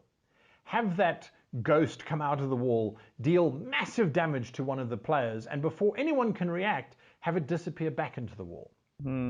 Have that little child hand out a lollipop towards one of the players, and as the player tries to take it from them, the child just rips their heart out of their chests, grabs the heart, and runs down the corridor and disappears. What? So Okay, so a couple of things, right? In the case of the ghost, Do they mean the child rips its own heart out? No, he said their heart out. And I assume we'll drag it back a second, but I assume he meant the player heart who took the lollipop. and before anyone can react, have it disappear back into the wall. Have that little child hand out a lollipop towards one of the players, and as the player tries to take it from them, the child just rips their heart out of their chests, grabs the heart, and runs down the corridor and disappears. Yeah, no, that's the player. Yeah, that's the player. So yeah, for the ghost one, the immediate and inability to react to something like that is a little cheap, right? Like just a tad. Why would it not just kill everyone at that point? You know, if the ghost is that powerful where it does all that damage to something and then disappears into the wall, I guess it depends on what you do next. Use hit and run tactics. I know. I get that, but I guess my question so if it's in a D&D setting and that's allows for that massive damage thing, then I'd be like, okay, I guess that's fine because you have the ability to, in the moment, just completely, help yourself and spend your resources to help yourself, and it doesn't feel as cheap. It feels like you're draining my resources, which is a little annoying, but I understand that, right? Whereas in something like Call of Cthulhu, I would see that more as, oh, my character is basically dead now. And I had no way to work. There was no warning for it, I guess. I guess it also depends on the context of how you came to this moment. Were you aware that there was something there that could do that? I guess I need more context for me to just kind of agree that that's an okay example. I guess I could make it okay, I guess, but at the same time, I would still feel like it's a little too cheap to do that when it's for something like where they don't have the resources for it, I guess. Yeah, and for me too, a big thing is the example of the child who rips the player character's Yeah, heart that's the just next like one. that. I was actually telling some of my friends today about how save versus death was a thing Mhm. in D&D original, and they're like, Jesus, that sounds like awful. And Yeah. I'm like, oh, it is. Yeah. But even with that, you're at least allowed to roll a save. Yeah, Granted, exactly. granted, taking a lollipop from a ghost child in a haunted mansion, like, man, you kind of get what you deserve at that point. But I don't I think don't what know. you should be getting is your heart ripped out of your chest. Yeah, I would definitely have it be like goes out to reach for it, and like the child smiles, and like in that moment you see the horrible visage that the child actually is behind the child face. Yeah, take And some then psychic damage. yeah, and then you take either psychic or you have a sanity roll, and like, you know, then it's gone after you've blinked, right? And everybody Yeah. makes a sanity roll at that point, but you get the worst of it. Better yet, at that point, like the character like stands up and they're like, "Fuck," and then the rest of the party's like, "What?" And he's like, "Oh no, the kid that was there." And the Right. party's like, "What kid?" And then you take a sanity roll, right? Like, Yeah. yeah, no, it's I don't know, weird example with the heart ripping. I don't like it. Feels Dude, unavoidable. This I don't know. It was avoidable. Just don't grab candy from kids that are ghosts. Yeah, I guess, but at the same time, like, how am I supposed to, like, yes, Yeah. in Don't such get a me- instance, I Don't would. get me wrong. I Mhm. still think it is a poor thing to do as Okay. a DM. I'm not justifying and say that this is okay or Right. fine. I am just saying that there is like bad choices being made on both end of the screen. Yeah, fair.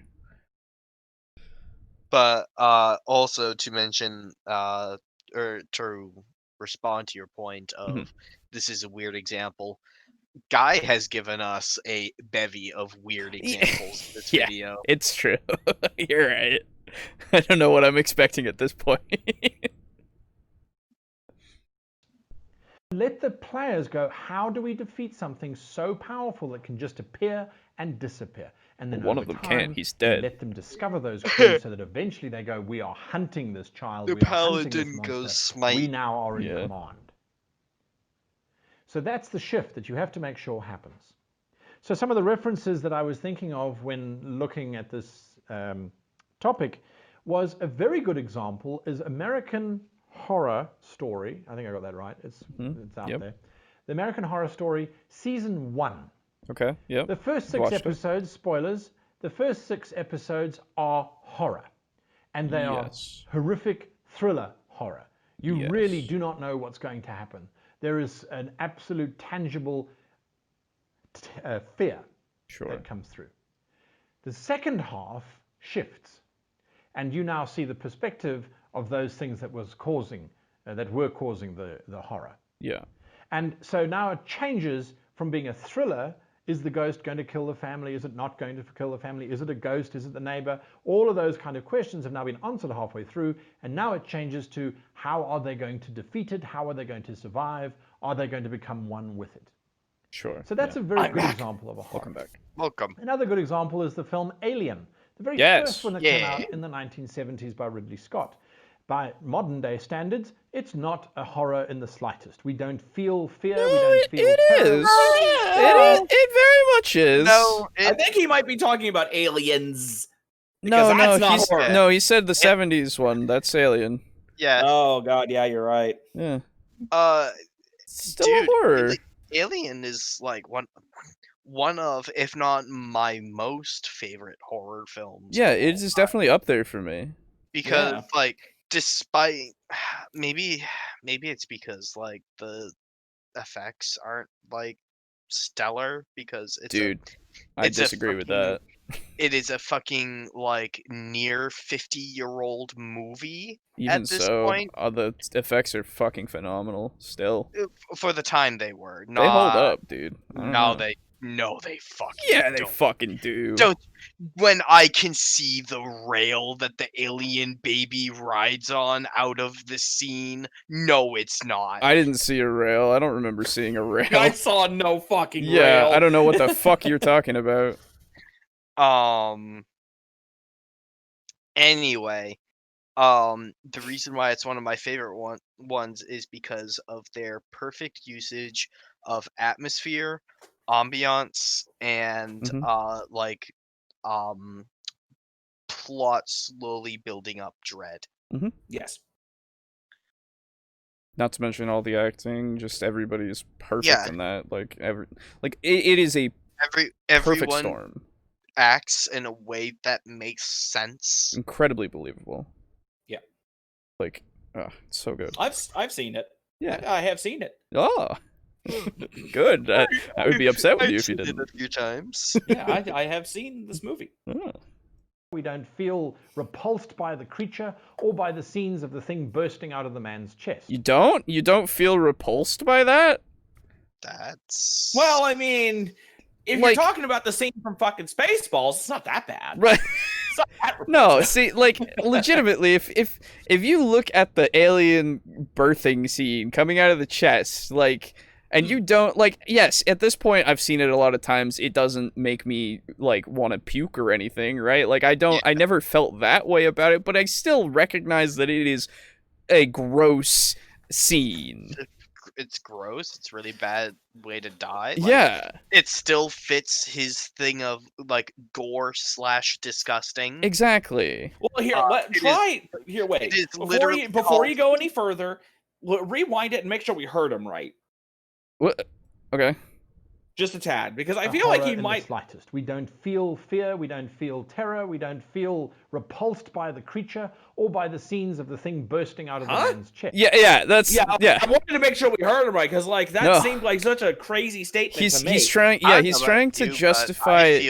I feel repulsed by the xenomorph. Yeah, he's trying Yeah. to justify that it's not a horror movie anymore because it's not as No, it is. What? I don't understand what you're saying. No, that's Yeah, no, what? It's I- got the creepy little like What- mouth. It's, Yeah, it's what the I way would- The you- mouth. right. Yeah, no, it's true. What the way it walks is just live and sinister. the only way that I could agree with, or I could at least completely like disregard this, is if you said for yourself, right? Like, for you, it's not as scary or anything like that, which I'd be like, yeah, for me as well. I'm not as scared by it, but it's still a horror movie. You know, The Exorcist isn't really horror. When we see the girl like spin her head 720 yeah. degrees and Yeah. vomit green, like Right. it's not All that gross. pea soup. Well, yeah. here's the thing. Does it? Well, I think there's an easy way to figure out if it is horror. Okay. Though. Right.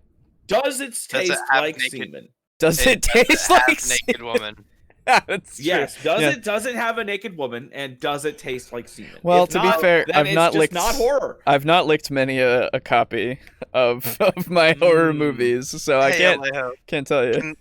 Can the title of this episode be "How Critical Semen Is to Horror"? I don't. No, I don't. I don't think so. No, that's not.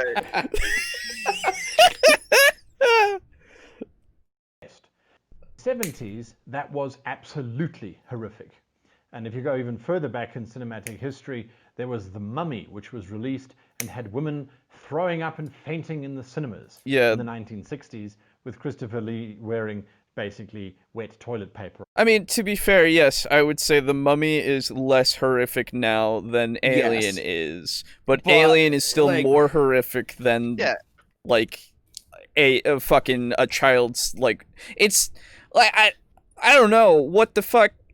Yes, The Mummy is a classic movie, and I would say that it is classic horror, which is a completely different kind of horror now. Like, I wouldn't actually say classic horror. I would say classical horror.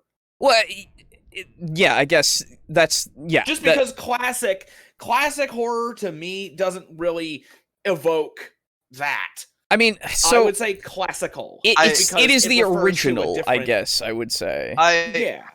I wouldn't refer to these as potato bread. I would refer to it as potato-ical bread. Right? Like classic still works. It's just like the Mummy, yes, is very old at this point, but it doesn't still take away from the fact that it is constructed and meant to be a horror movie. It is still a horror scenario where a mummy has come back to life to wreak revenge, or what. I don't remember what the original Mummy's plot is, to be fair. I think it was essentially just the plot of the Brendan Fraser one. Just No. yeah. No, I No. think you mean Brendan Frazier. No, Yes, I but do. still, it like, and I wouldn't call 2005's The Mummy a horror movie at all. It has horrific elements, yes. Like the fucking scarab beetles going under your arms and in your skin. Yeah, that's fucking gross and I hate it. But, like, it is ultimately an action movie.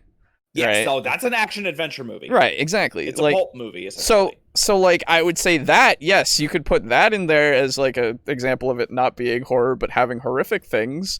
But, like, for this, I don't know, Mummy's still, I don't understand what you're saying, sir. Please give me more examples that I can say no to. Yeah. We've advanced Semen. since then. However, Alien is a good example There you of go. how we go from the unknown horror to the known horror and the chase and the eventual Yes, victory, which true. later on we discover isn't Oh, necessarily. hold on, I gotta refresh. Okay. But also, apparently, according to yourself, it's not horror, so how is it a good example of it? Yeah. I don't... What did he say? He said Alien is a good example of the unknown horror becoming known horror, becoming the chase, becoming hunting it, and all that. Yeah. And yes, I agree, but again, how is it horror when you said that it's not horror anymore? So, I don't know. I don't know.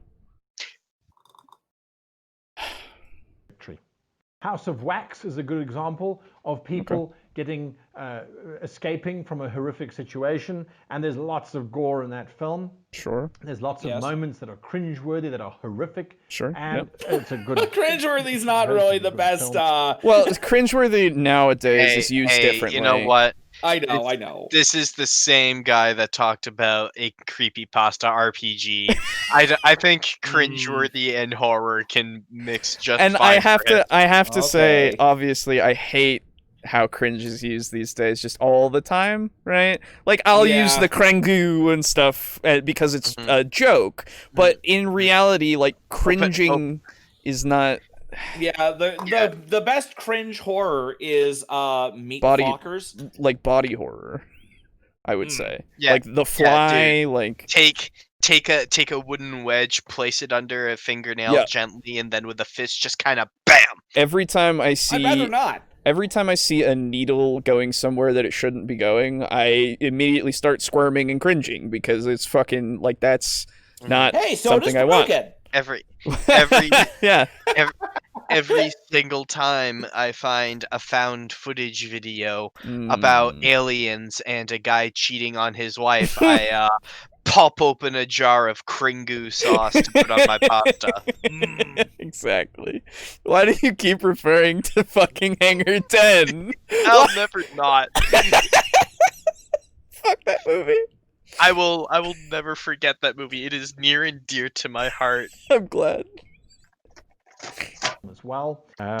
Saw 1, 2, 3, 4, 22, 25, however many they've eventually made. There are 8, Saw I think. is a psychological horror because they are forcing the characters to do things that we as humans would never do. Stick your hand into a bunch of needals. Is it considered actually a psychological thriller? Wait, I thought, Yeah, it's not really a horror movie. I wouldn't say it's a... That's... I mean, I guess psychological also works for it. Horror, thriller, splatter, slasher, psychological thriller, mystery, indie film, crime film. Yeah. I guess it was more I see, The original Saw, yeah, I would call it that. Yes. But everything after that, I don't know, man. It Then just it just seemed became more a like an Splatterfest. excuse. Yeah, it was a Splatterhouse film, right? Like it was just like Yeah. that's it. Nothing wrong with that. No, It's just- nothing wrong with that. It's like Final Destination, right? Where you Yeah. just I was actually just gonna say Yeah. Final Destination. you're there to Yeah. watch people die. Like that's I what mean, you're if- there for. Yeah. You know, I've never watched any of the Saw movies or the Final Destination movies. I've never You're watched. not really missing anything. I never watched any Final Destination. So movies. I've heard. Yeah. The original Saw is pretty good with it having the Yes. twist and everything, you know. But like yeah. that's the only one that because after that they just were like Let's just fucking ride this train to Remember- the fucking bank forever. remember when this happened? Guess what? It was actually this person the whole Hello. time. Hello, Greg. You like to eat Chipotle, don't you? As such, I have placed a bomb in your ass. And if you don't manage to fart at least 3 grams of gas by the time the timer runs out, you will Fucking die. dead, You'll bro. die. So anyway. Well, Greg, I see you have managed to fart 3 grams of gas. But what's this? It's 3.01. You're a gassy boy, Greg. As such, I have decided to flood the room with chlorine gas, and this you can extract the bomb out of your ass, which actually is an antidote. Exactly. to the chlorine right? gas. Yeah. Yeah. Ugh, Fucking Saw. In its content, yeah. not necessarily in the scare factor. It's there, of course, but the horror is real. The Ring and The Grudge. Okay. Now, in my very Okay. early Yes. career in Yes. television, I actually edited the trailers for those two films Oh. from the original Japanese execution into a South African version for our audiences here. That's really Ooh. cool. Cool. Watching the Neato. Japanese version and watching the subsequent remake, I have to say the Japanese version was more horrific. Sure. Even though I was reading subtitles, which should distance me from the film, it actually brought me further in because I was becoming part of it. Sure. And there, it's all about the unknown. You don't know what's going on. You don't know if the characters can even survive these things because you are aware of what's happening and they are not. Okay. Yeah. So The Ring and The Grudge are great examples of horror. There's lots of This has become a semi-review, which is interesting. Yeah. Of all of Yeah. these. Anyway. I'll Yeah. I yeah. will say, talking about The Ring, I will always remember in like the first 5 minutes of the film when they find that teenager like hiding in her closet and her face is just contorted and Oh yeah. Yep. Fucking In what? horror. Oh. Horror. Sorry, horror. Contorted in semen, yes. Yes. Yeah. Oh, right. The ultimate yeah. horror. Anyway. The Japanese bukkake? No. Yeah, let's not go there. Anyway, it's a whole other brand of the horror. Imagery, the way that things are portrayed, the girl climbing out of the TV, Very cool. all those kind of things. It's just the horrific portrayal of everyday activities, which makes them, in my opinion, Ah, good yes. horror. The everyday Yeah. activity of a ghost crawling out of your Crawling out of your TV. You know, I know. daily, It just sounds right? funny. No, The no, you're horrific good. portrayal Like- of drinking a glass of semen. In the everyday. let me tell you, every day, every fucking day. It's Lord of- horrific. Lord above. Just Oh man. LA. that's horrific. well, Alejo, you're gonna have to put up like a warning on this episode of No. like listen to this episode with headphones. no, that's Hey, it's not my responsibility whether or not they're listening to it in headphones. For anyone who is riding on the metro train with the person who is like blaring this on their phone, Oh my god. I am sorry. That would be This funny, and I this would is- hate whoever is actually blaring it. Stop that. Yeah. You're a Okay. dick. Two things. Hello. Hi. Yes. This is the TableTalk D&D podcast. Hello. We talk about tabletop RPGs. Sometimes. Most of our episodes are not like this. No. I And I would also like to speak directly to the person on the train who is an asshole for not using earbuds. yeah, you fucking You're an Pause- asshole for not using pause- earbuds. Pause this. Yeah. Read your player's handbook. Yep. And wear a mask. Exactly. There you go. So I hope this will help you relook at the horror scenario and perhaps to create a situation where your players are going, oh, I stick my hand, no, I'm not going to, it's not worth it. I'm not going to stick my hand in that thing. No. That's the kind of reaction you want when you're running a horror. Sure. You don't want your players screaming at you in terror and running out of the room. Well, maybe you do, but I wouldn't recommend it. Remember, we're here to escape, not to have nightmares. Not to escape. Right. You want your players to have that reaction, that little convulsion that I threw up a little bit in my mouth type of thing. That you just If did. you can achieve that, you've achieved horror. Keep them in the dark until I don't know. the last moment, Why? and then let them have it from all different angles. So I Oh. hope No, I don't care what else you have to say. That's great. We're done with the video. What happened? Nope. Keep them in the dark until the very last moment, and then let them have it from lots of different angles. That's what he said. Oh my god. All right, what do you have to say at the end here? All right, so if I'm you not hit that usually. like button if you want to. Okay, yeah, it's just that's I'm- literally how he ends it. So I'm not usually the type of guy, and normally I hate this person that goes, "No, you sound pretty frustrated, but guy." Calm yourself. Like, one, I can forgive. Oh my Two's God. a red flag. 3 raises an eyebrow. But like 4. Yeah. All right, let's take an And intermission. they're all escalating too. Let's take an intermission. We'll be right back. I need one. Is it more guy? Well, welcome back. Hello. Please go ahead. Oh yeah, so something occurred to me over the break, and this is, I think, the second How to Be a Great GM video that we've reviewed that I did not staunchly disagree with. Yes, yeah. The premise of the video. I had a couple things where I am of a different school of thought. Yes.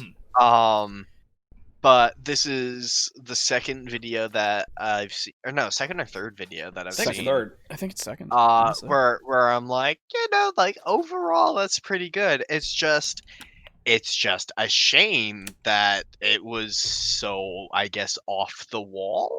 I don't know what the fuck is going on. I don't know how to tactfully put it. Yeah. Yeah, it's it's weird. So, By the way, Alejo. Yeah. I have a homebrew monster for us to talk about at the end of. oh, fantastic.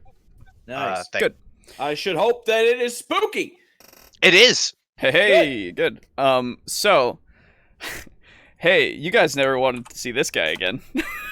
Neither did I. Please tell No, me. please, no. If not, No! who I think it Fuck! is. Read! Oh, okay. No, this is Mother- fine. No, it's not. It's not. Read. All right, so- I'm just gonna turn you down real quick, boo. No, it's not. Stop reading so loud. There we Okay. Here is how to run a Dungeon horror Craft. RPG from Dungeon Craft, or Yep. no, it's Dungeon Craft. Mr. Yeah, it's Dungeon Craft. Professor- Mr. Roll a Professor- dice for the entire room's difficulty. Oh yeah, and Yep. and so yeah, let's see what he thinks about horror RPG. Hey, it might be better. Okay, we've only seen the one. Dear, It's hard to fuck this up, dude. Nobody's fucked Yeah. it up so far. when okay. the bar has been buried in the ground, Mhm. Yeah, with a I'm- fucking I- orbital strike. It's I easy am to cross it. positive that it is easy to be above the Yep. bar. So, I sure hope so. here we go. Today, Dungeon Craft.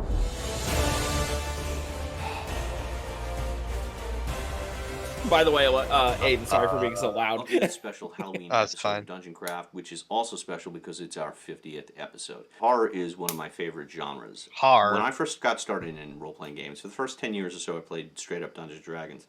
But then, in the early 90s, late 80s actually, I discovered Call of Cthulhu in the writings of H.P. Hell yeah. Lovecraft. Okay, And yeah, my good. friends and I at the time, we switched off game mastering different games, and Call of Cthulhu and horror became sort of my genre. In And horror. I didn't return to D&D and Warhammer until a few years later. So horror was my go-to genre, and I ran just about every Call of Cthulhu adventure that was ever written, and I learned what worked, what didn't, and I made tons of mistakes, which you'll be now the beneficiary of. So I'm going to split this video into two parts. One is like the technical stuff, the game design stuff, and the second part is the atmosphere and the physical arrangement of the games and how I use my voice and so on and so forth. All right. I didn't know there was a second part, but probably not going to get So to the that. biggest difference between horror and fantasy role-playing games is Excuse me. the characters. In a fantasy game, the characters are heroes. In a horror game, by contrast, the characters are victims. Heroes have powers, Wow. and it's just a matter of how they're going to succeed. I mean, so They don't have to be victims. I mean, in a sense, they are always going to be Yeah. a victim of the circumstances of the horror. Yes. Right? Yeah. A victim does not mean that they will die. It Right. just Yeah, means that they're yeah. being predated on by That's true. Yes. That's something spooky that goes bump in the night Exactly. Mhm. Or in the daytime. Yes. or in the daytime. Really. Once in a while, a player may die, or there may even be a total party kill, but that's going to be really rare. Whereas in Yes. horror games, that's going to be a commonplace occurrence. The players are victims. Okay, again, we went over this before, but no, doesn't it's no. not Not necessarily. necessarily. You don't want Set that to apart. happen. Yeah. It's fine. I would actually go so far to say it's fine if it is. Yes. Because being uncompromising in how threatening a situation is how you keep stakes high. Exactly. That is true, but the problem with that is that if you if you kill your entire party, then you're gonna stonewall yourself. You need to, unless the characters and players have already come up with a way, like metagame wise, to resume. If you kill everybody at once, then sometime, like say again, Call of Cthulhu, because he's using Call of Cthulhu as the example. Mhm. If you do that in Call of Cthulhu, then depending on the type of PCs that you're running, Mhm. the game is over. If that happens sometimes, not all the time, Right. I'm just saying that depending on what you're doing, the investigation could be over. It's done. Because by the very nature of Call of Cthulhu, this stuff is unknown. If you kill the only people who know about it and are trying to do anything about it, you're going to have a hell of a time getting it back on track. Right. I agree that it can completely derail it, in which case I would say we're doing a new game. Right? We're doing a new campaign, because it's over. Like there's no one stopped it. Basically what I would do at that point is give you the epilogue, the bad end, if you will. Yeah. Like imagine if you fucking I'm just gonna use myself as an example here. Imagine you fucking take literal years to write your campaign, and then you because someone told you, oh well, someone fucking party wipes are commonplace, then your campaign is done. It doesn't matter anymore. Because you can't just run the same thing again, because it's basically just what was the point. That's the thing, though. I think that's with any campaign, though. That's a fear, right? Because if any campaign, if you get a total party wipe, I mean, it resets everything and you just have to move on. Most of the time. But the thing is, at least with D&D, say you have a party wipe in that, like... the quest at the time is there are orcs who are raiding and doing bad shit. Sure. First party goes in, gets fucked up. It's like, okay, well, let's get a new party of adventurers to help with us. See, that's the thing. Even so, how familiar are you guys with a game called Song of Horror? Not very. I own it. I have not yet played it. I am very excited to play it. It is a fantastic game. Yes, you already knew that. I told you that. So, I watched someone play it on stream. Ooh, this looks nice. And yeah, it's actually got a really, really cool sort of semi-Lovecraftian narrative as well. Okay. That's what I've heard. I'm super hyped. You should be. So It's going on my wish Song of Horror is one of those games wherein you have like 5 characters. Mhm. You only ever play one at a time, and when that character dies, you pick a new character from the starting menu, and you go into there's like different stages of the game that take place in different buildings. Kind of each building has its own story. Yeah. Oh. And you basically have 5 chances to get through that building with a character. Yeah. And death in that game occurs quickly. You open up the wrong door without checking it. Like the door flies open and like 300 hands reach out, grab your character, and your character only has time to let out a startled scream before they get drawn in and the door slams shut. Ooh. Yeah. Um, That makes sense to me. but when you start with a brand new character, when you go to the spot where your previous character died, you find a bundle, and it's like all the keys that they collected Right, and stuff yeah. like that, and it's their notes. So there's like a character who goes to a house and they're an electrician, Mhm. and they're there to shut off the power because no one's lived in the house for like 5 years. Yep. And they go in there and the alarm goes off and they're like, that shouldn't happen. Yep. And as they're wandering around looking for the circuit breaker, they find that bundle of like keys and notes I and see what like, you're saying now. don't listen to the music box. And he's like, what is going on here? I see what And you're then saying. the gameplay loop itself becomes part of the narrative. Right. Yes. And so the equivalent is you can do that in your TTRPG so that the next party Yes. can find the notes of the previous The next one. party may be family members that have been like trying to track it down, or guild mates, Yes. because the guild that party hasn't paid their guild fees in like 4 months, Mhm. and they're like they've gotten a mission to track them down and tell them, hey, pay your fees, bitch. Yeah. And And- they stop in at a local town and they're like, oh yeah, no, they were in here about 4 months back. They went up to the haunted mansion of death up on the hill. Right, yeah.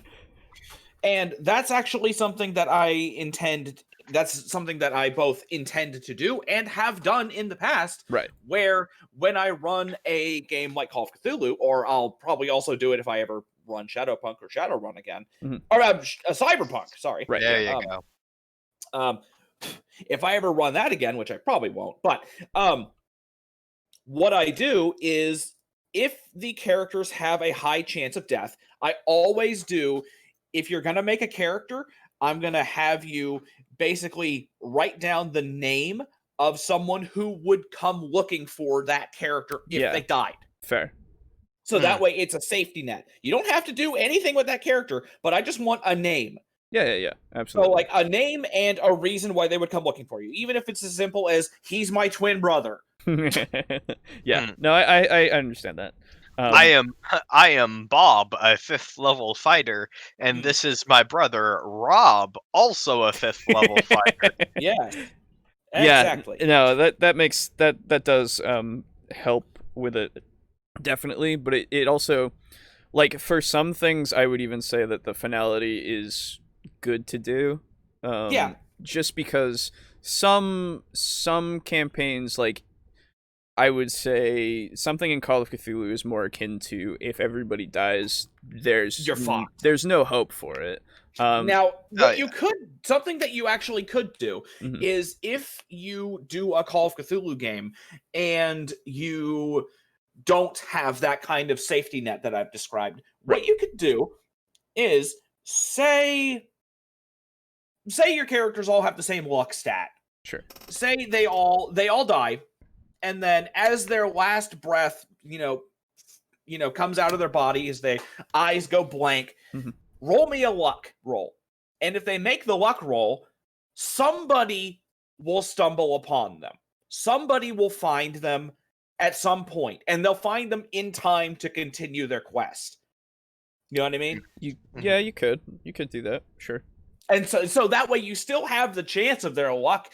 They fuck up the luck roll. It's like, well, fucking world's over. Yeah, that's 'cause it's Call definitely of Cthulhu. that's definitely another way to do it. And I mean, to be fair, I don't know. It depends on how serious the threat you want it to be. Like, Yeah, it doesn't have to and, end the world, right? And the thing is, I'm not against killing players or even TPKing players Right. in a horror game. I just don't want the campaign to be over. Right. Because and, I put a lot of fucking time and that's effort the into thing. making this story, and I want you guys to experience. Right, that's the thing. You can make it work. However, if you want Yeah. the campaign to keep going, regardless of TPKs, you can easily do that. That's not even in the question, right? Like, it's very easy to come up with a reason. Barely an inconvenience. Barely an inconvenience. Yeah, exactly.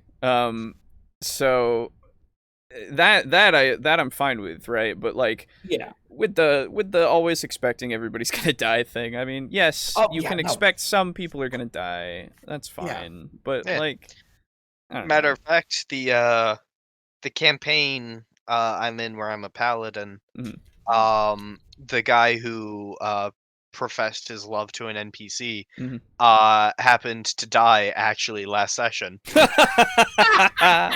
Time to get him fucking revived.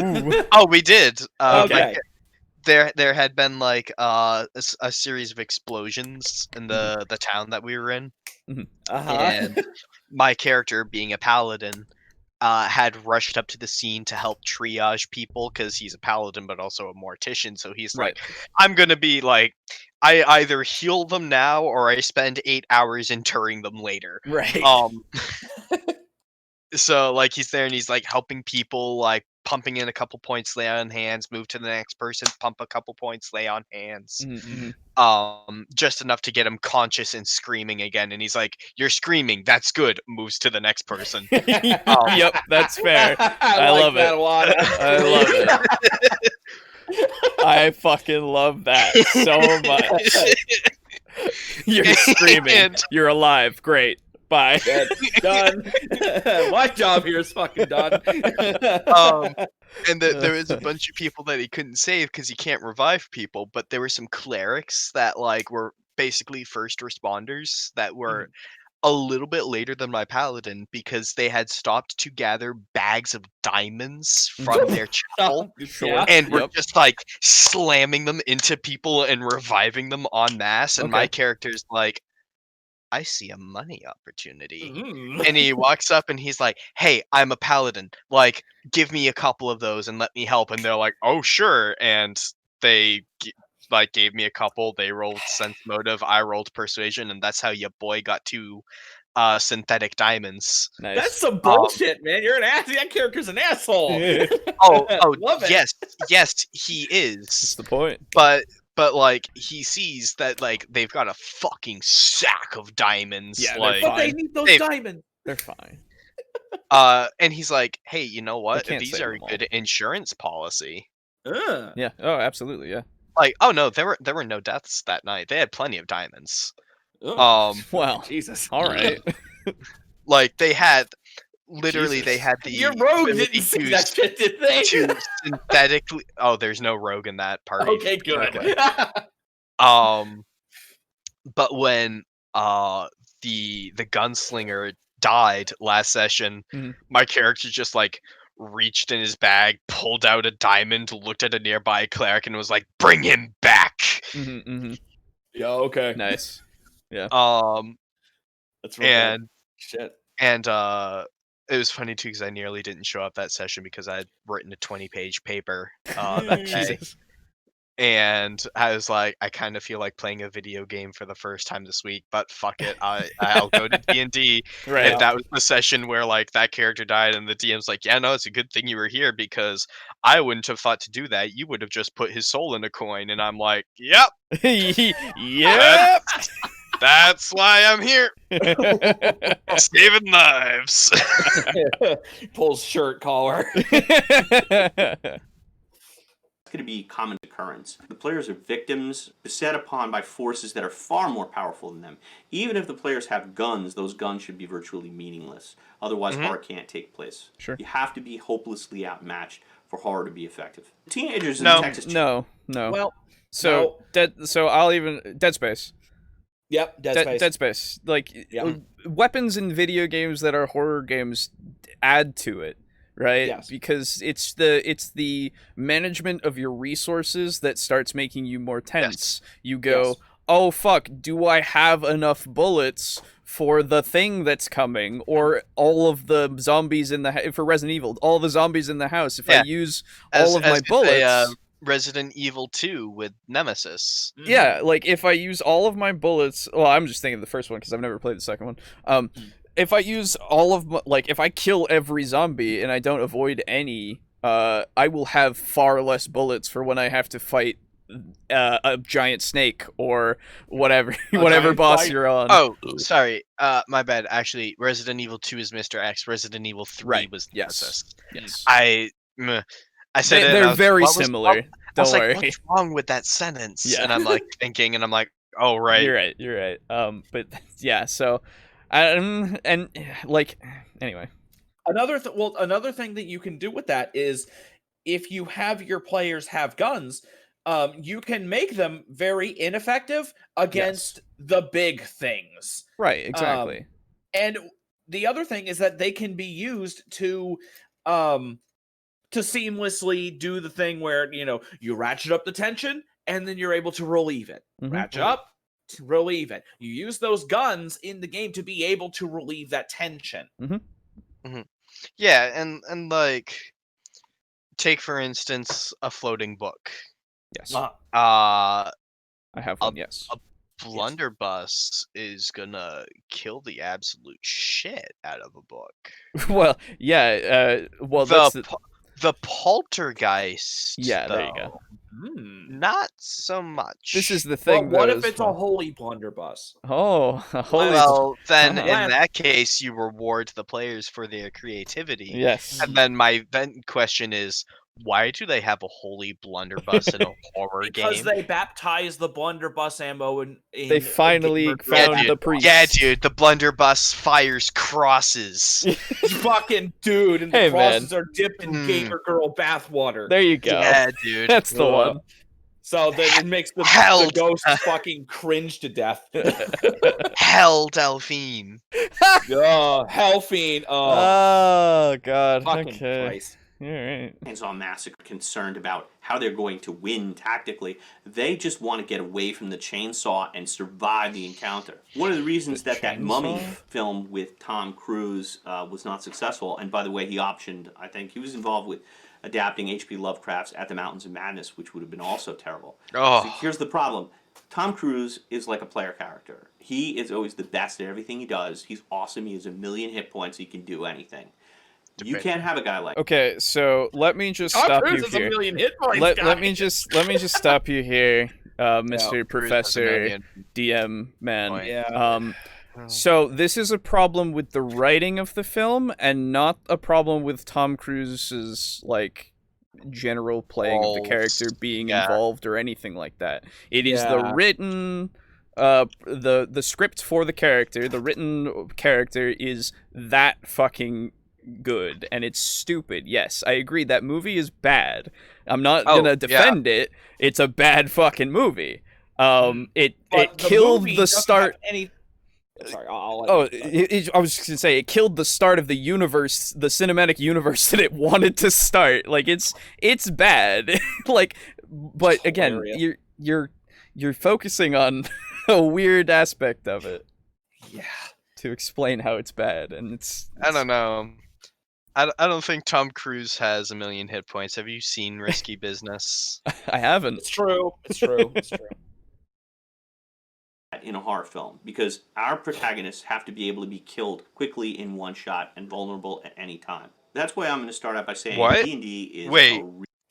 Okay. No. So I have to be able to one. I understand. Like I'll I write understand. That down, I guess. I understand what he's trying to say here. He's trying to say that your protagonist in a horror setting should be vulnerable. Yes. I was right. going to say, yeah, should feel vulnerable. That's what he's trying to say. But I Don't suppose phrase try it to like act that. Like word that But, intelligently. dude, Yeah, No? Okay. don't phrase it like that. the death of 3 or 4 cuts is Yeah. still very valid. Yeah.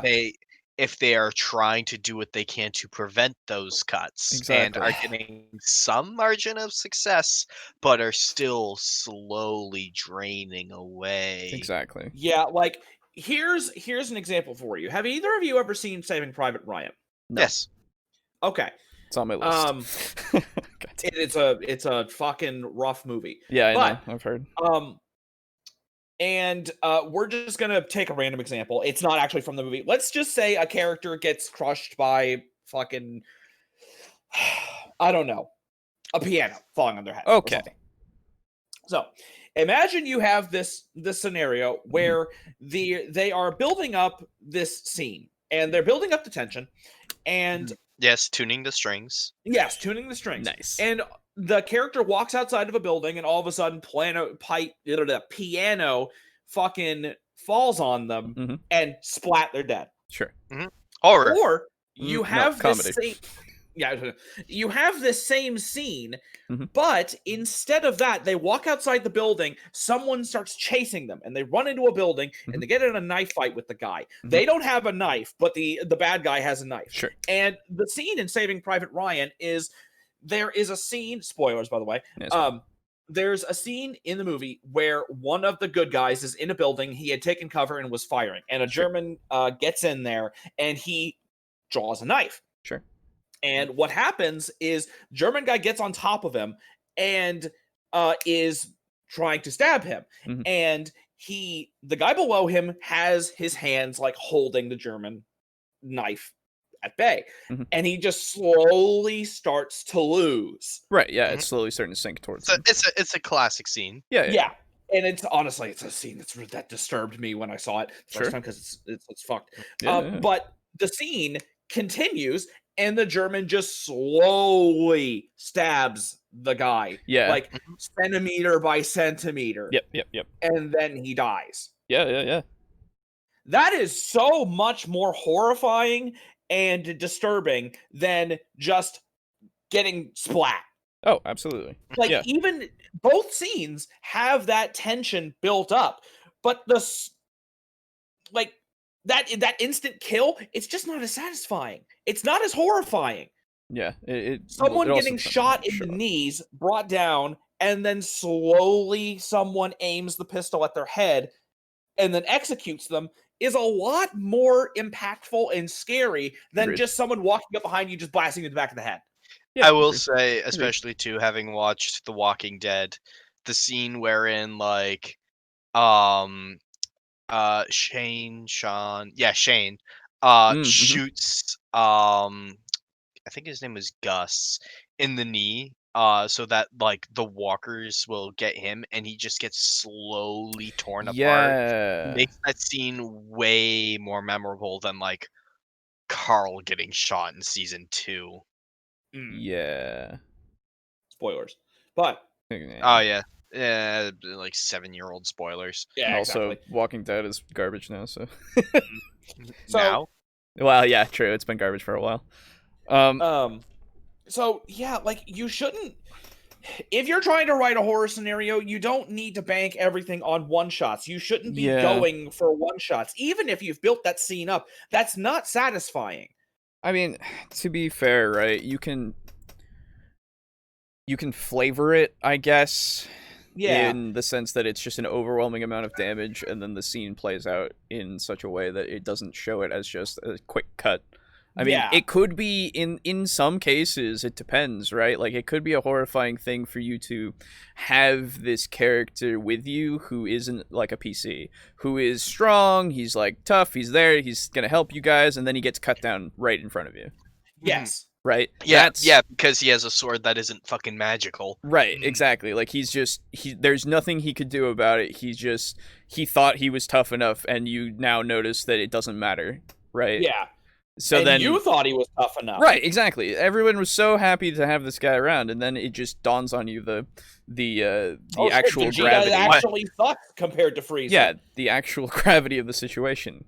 So, like, yeah. Oh man, this guy's really strong. Hell yeah! And then like the one veteran like PC is like looking at the NPC like, And then he dies, and everyone's like, "Oh, shit!" And then the one PC who's known what this NPC's role has Yeah. been since the beginning is like, "Yeah, that'll happen."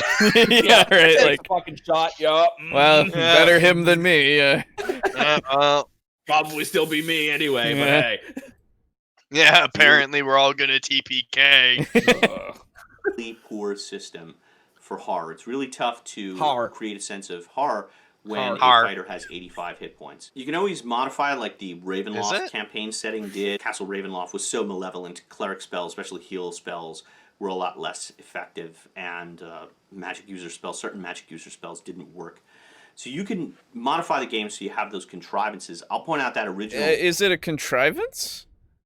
Or is it a mechanic?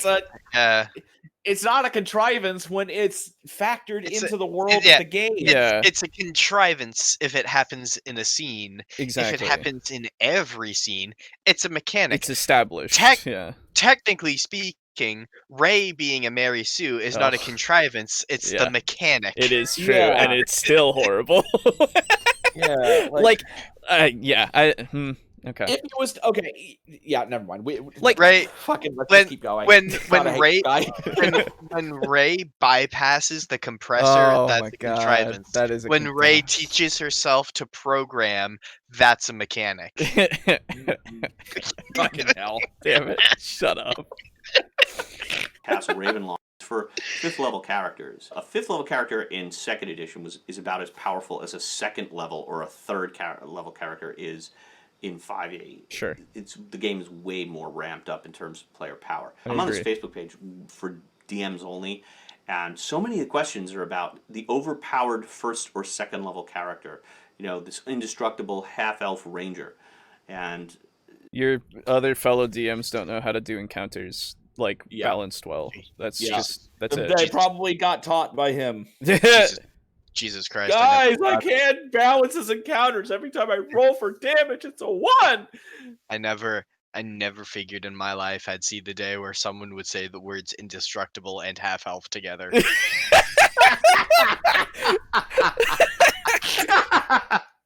Oh, if it was going to be anybody, it would be him. I don't. Okay.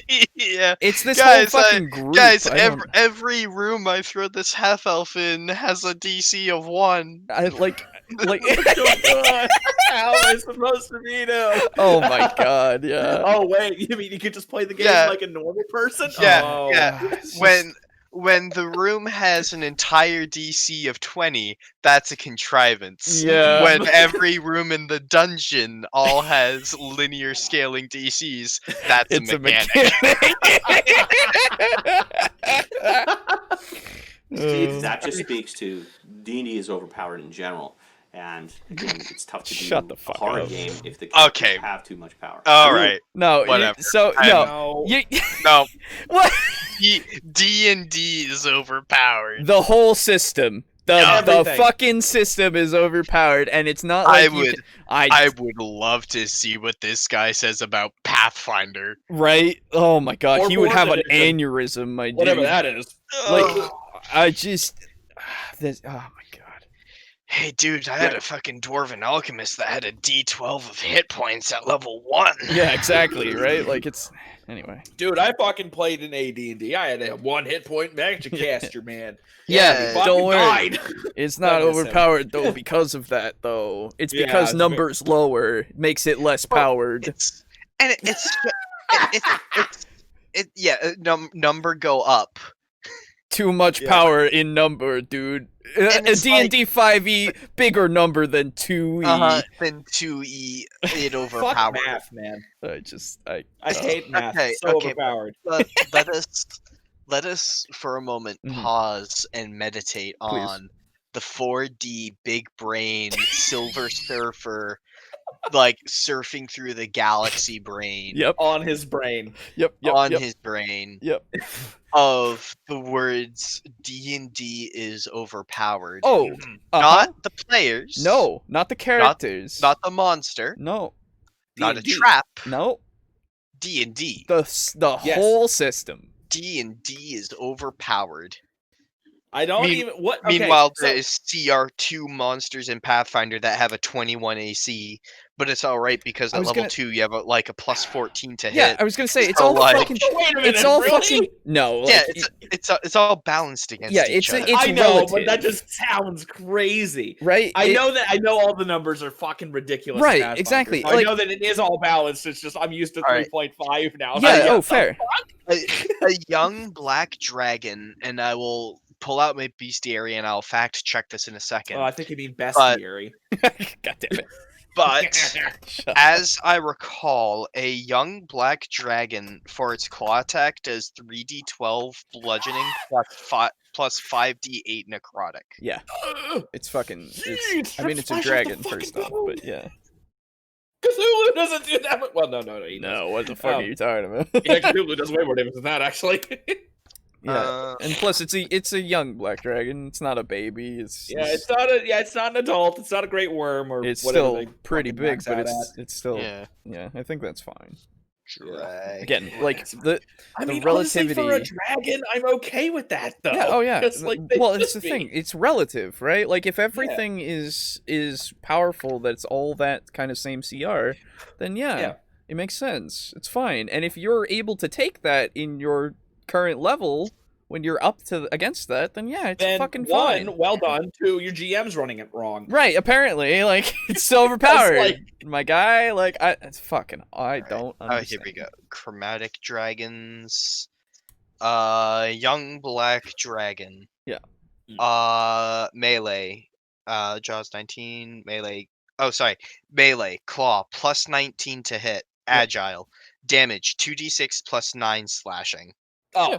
well, Still, that's fine. yeah, that's good. Let's see. What's ancient? Ah, there we go. Melee Jaws. Plus 33 to hit. Damage. 3d10 plus 14 piercing plus 2d6 acid plus and 2d6 persistent acid. Hey. I like that the jaws do the breath weapon damage. Yeah, no, it's good. That's nice. Yeah. Because that's not a thing in D&D. It True. also has a breath weapon. The dragon breathes a spray of acid that deals 17 d6 acid damage Yep. in a 100-foot line. DC 39 basic reflex save. Yeah. Okay, so I attack with my unit of 40 termagants. That's 40 attacks. But also, like, I just roll all these fucking D6. so, and let's just also remember that he's also complaining, and apparently other people in this group that he's in complain about how fucking level 1s and level 2s are overpowered. Like level 1 and Level 1's level overpowered, 2. man. You could kill. You'd need like a whole fucking pack of Yeah. wolves to kill me. Oh, you need at least 2 kobolds. Right? Like You remember how I nearly killed Brogan with 2 fucking half CR goblins? yes. I remember how Brogan killed you with an ice bolt. Yeah, it's fucking I remember- crazy, right? I remember killing Brogan with 2 wargs. Laugh through the tears. Right? Yeah. Like 2 Laugh fucking through wargs. the fucking steel sarcophagus. Yeah, like fucking all like it's not. You just don't know how to balance things. Just learn. Instead of fucking tweaking the system so hard that you have to have everything be the same fucking thing in the same room, like learn the system and actually use it. I guess I don't fucking know. Recommend either Cthulhu or Dread. I really actually prefer Dread now, and I'll tell you why in a second. The other problem with Dungeons & Dragons is the monsters themselves. It's tough for a werewolf to be scary when everybody knows it's got 58 hit points because they looked it up in the monster manual. Oh my god, this fucking all right. argument. This fucking argument. Fuck off. I don't care. No. That's a So trash argument. I don't fucking care if people look at something Dude. in a book beforehand. You can put that out of your mind. You can change it.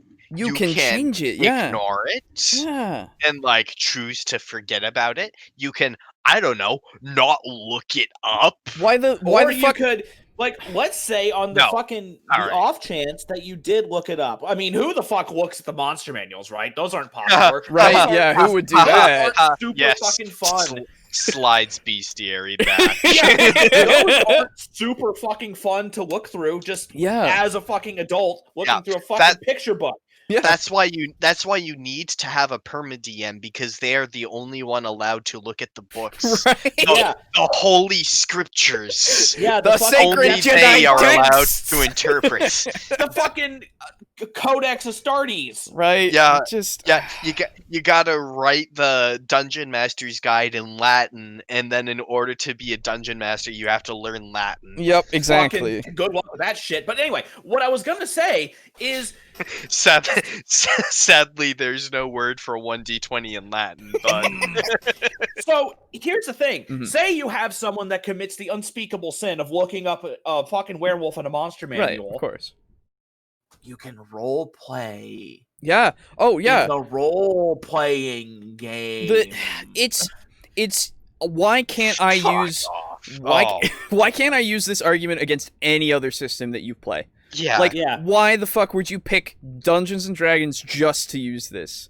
Come the fuck on. Yeah, Think like, I about did- it for like every system has goddamn for, stats. for like 2 Yeah. seconds. You just think about it and you go, "Oh, any player could look at anything. Wow, amazing." Yeah, and I'm- like you're telling me you can't change it at all. Like it's and just also, you're also saying that, oh, people know how much HP it has. That means it's not scary. Okay, so does that mean if I give it 1 more HP, it that's makes it scary. Yeah, Yeah. exactly, Dude, right? Dude, you know what's still scary? Encountering a werewolf at your throwing that at your overpowered level 1 party. Tell them this werewolf has an AC of 14 and 58 hit points, and watch them start to sweat. Yeah, Yeah. exactly, right? Like you You're already gonna fucking kill a turtle, man. you Yeah, I promise you, I could put out like a werewolf versus a group of level 1s and slide them an index card with its exact stats and say, yeah, look at it if you want. Yeah, exactly. Like you And they'll go, oh. Mr. Professor DM, sir, you have literally admitted to changing the game to suit your needs. Change the goddamn game to make it so that it makes it less or more scary. Like, No, do something other than complain about it, I guess. no. Oh, okay. Yeah, no. Okay. Can't do that. Gotta Oh, roll. I also- gotta roll my dice to make sure that the fucking werewolf has an 18 on everything. Right? Like Oh. Plus 18 to hit, plus 18 damage, and 18 well, HP. 18 hit points, 18 actions per turn. 18 moves. 18 moves. 18 bonus. 18 18 feet. reactions. 18 18 attacks. 18 initiative. I just like ugh. That would be Passive perception 18. that would be really fucking complicated. Now that I think about it, imagine you had Yeah, to do no that shit. for No shit. everything. That's Like, so dumb. Yeah, it's like, oh, you know, I have this gnome that's a difficulty of 20, but it's alright, I got a werewolf with a difficulty 2. Yeah. What were you gonna say, Aiden? If conditions are agreeable, I would like to take a page out of your argument booklet for Please. once, instead of from my own Okay. typical codex of trying to be the mediator, Please. and give a healthy and a hearty fuck you. Yes. Fuck Yes. off. As quoted from William Shakespeare. Go Fuck fuck you. yourself. Yeah. Anyway. Traditional monsters not to be scary. You know, things like vampires and werewolves, once they've entered popular culture and everyone knows about their limitations, and you make the cereal limitations. like Count Chocula and Fruit Brute out of vampires and werewolves. They Fruit Brute? Wait, You're- whoa, whoa, whoa. you're- hold on, you're- hold on. okay. That is now the name of an enemy in my campaign. That's fine. The Fruit Brute. Your argument has now progressed to because outside of the game we see the mascots of cereal boxes that are vampires and fucking Frankenstein monsters and shit that it makes it less scary. Hey, And- Boo, Okay. Yeah. question for you. Yeah. As someone who has recently gotten into Warhammer Yes. and who has learned more and more about the Tyranids, would Yes. you say that the Tyranids got more or less scary the more you learned about them? Oh, they're significantly more fucking scary, dude. Is that Shall I tell so? you about the Hive Fleet that my my thing is about and how they fight? Perhaps later. No. It's really short. It's just Okay. it's just a way to make them scary. Yes. So, what they do is this hive fleet in particular, when they attack a planet, they don't actually go to ground. They will use tendrils on the hive ships to yeet asteroids at the planet. Oh. And what happens is the planetary defense cannons will most likely take out a lot of them, but if a single one reaches the planet's surface, which it Cracked will, open like an egg. they're fucked. Yep. Because inside those asteroids are clusters of these spore things that burrow into the planet. Yep. And they have all these different digging organisms that dig into the planet and dig up underneath the fortifications of the planet. Maybe a month, maybe a year, maybe a decade, maybe a century later, they burst out of hiding, the hive fleet returns, and the fucking planet's done. Even if they repel the advance, they're still down there. Yeah. Forever. Oh yeah. Until they eat that planet, they've been oh dude, I want to make a hive fleet that their whole thing is they send down what are those black pillars or capillary towers. Yep. Capillary towers.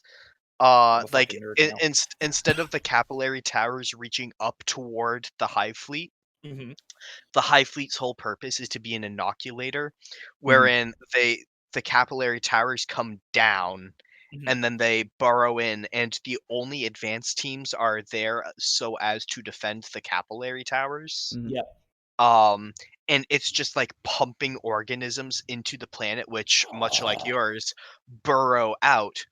But you know how when stage 4 in a Tyranid invasion, after the planet's defenders are dead, they go through all the seas and they eat everything in that. They like burrow through the ground and they eat everything there. Like they just go straight to stage 4. And they eat out the entire planet until it's unstable and the planet collapses on itself. And then the hive fleet returns and like picks survivors out from the rubble. Sure. Yeah. So yeah, in answer to your question, learning more about the Tyranids, they're way scarier. Alejo. Yeah, hello. You knew about what werewolves did in the campaign. Wherein Brogan's character ran away. Yes, Age of Like Magic a coward, Fair. Yes. Yes.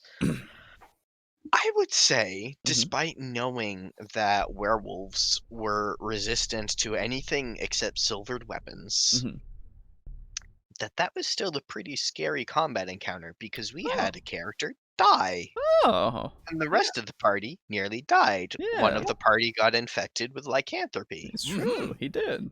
And who became the main character for a second, for a time, for a very short time, it was fucking scary because like it was a werewolf and we knew it was a werewolf, but during the course of the fight, one ran away, one went down, I got infected, and I was prepared to sacrifice my character so that one of us could live.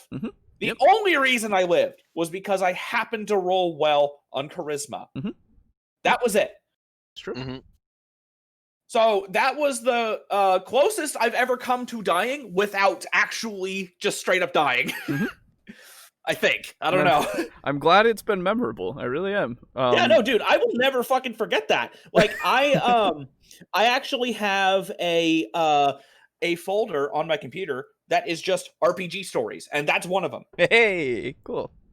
Yeah, like, so let me just say, Mr. Professor, sir, you need to remember that if something is seen outside of the game, then you can just ignore it, or you could, I don't know, like we've said, change it, or anything. Okay. You could do anything. You have the ability to. I know you do. Random page. Oh, look at that. Ogres. You could use those. Those are in the common mentality, but I guarantee you the ogre glutton is not something that a lot of people know how they work. Nope. Yeah. Giant gecko, sure. Harpy, hellhound, most people know what those are. Yes, yes. A merit, people probably wouldn't know what those are. have- Let's see. Doppelgangers. Those are real different in gameplay as opposed to The stories, the folklore. yeah, common tropes. Let's see what Like, we got. I remember that one from Monster Musume. Ether spiders. Those are cool. Yeah, if you are hard pressed to, like, you have to use a vampire, a werewolf, anything, make it your own. Yes. Gentle reminder that the Otyug exists. Yeah, it's true. It's incredibly. I don't understand how you can have such a closed mind about this when you literally homebrew your own games. You know what? Let's actually go one step further. Sure. How do you guys feel about spiders? I like them. They're useful. Yes. Okay. Gentle reminder to absolutely everyone in existence that the Quellant exists and it's badass. Quellant. And so Yeah, what I was I'll going to get you say. a photo. Thank you. Oh, sorry. What I was going to say was, when you guys see a large spider, are you unnerved or apprehensive about it? I am. I would yes. say that is fair. So then, now, do you know a lot about spiders? I do. A fair amount, I think. So then, how did you feel about my spider? How did you feel about that? Oh, it was huge and deadly, and wasn't a fan in the sense of I didn't want to be near it. Yeah, that is so. the Quellant. Ooh, What? Whoa! That is cool. I hate it. Here you are out there. Why don't you look at that for a second? A Very cool. Quellant? Quellant. Quellant. I thought it was a Quellant berry. CR15. Cool. Big boy. AC 36. HP 305. Speed 40 feet. Constant airwalk. Nice. They can cast 8th level occult innate spells at will without spending focus points. Jesus. Blind ambition, captivating adoration, and delusional pride. It can cast as a 3-point action. It can cast up to 3 spells chosen from its at-will innate spells or its emotional focus Jesus. Its occult innate spells are 7th level crushing despair, fear at will, 2nd hideous laughter, and constant 4th airwalk. Wow. It has a sort of like a reaction sort of things called Spiral of Despair. A creature fails a saving throw to resist. Trigger. A creature fails a saving throw to resist one of the Quellant's innate spells or emotional spells. Effect: as the Quellant invades the triggering creature's mind and plants the seeds of negative emotions, it also strips away the target's feelings of hope or positivity.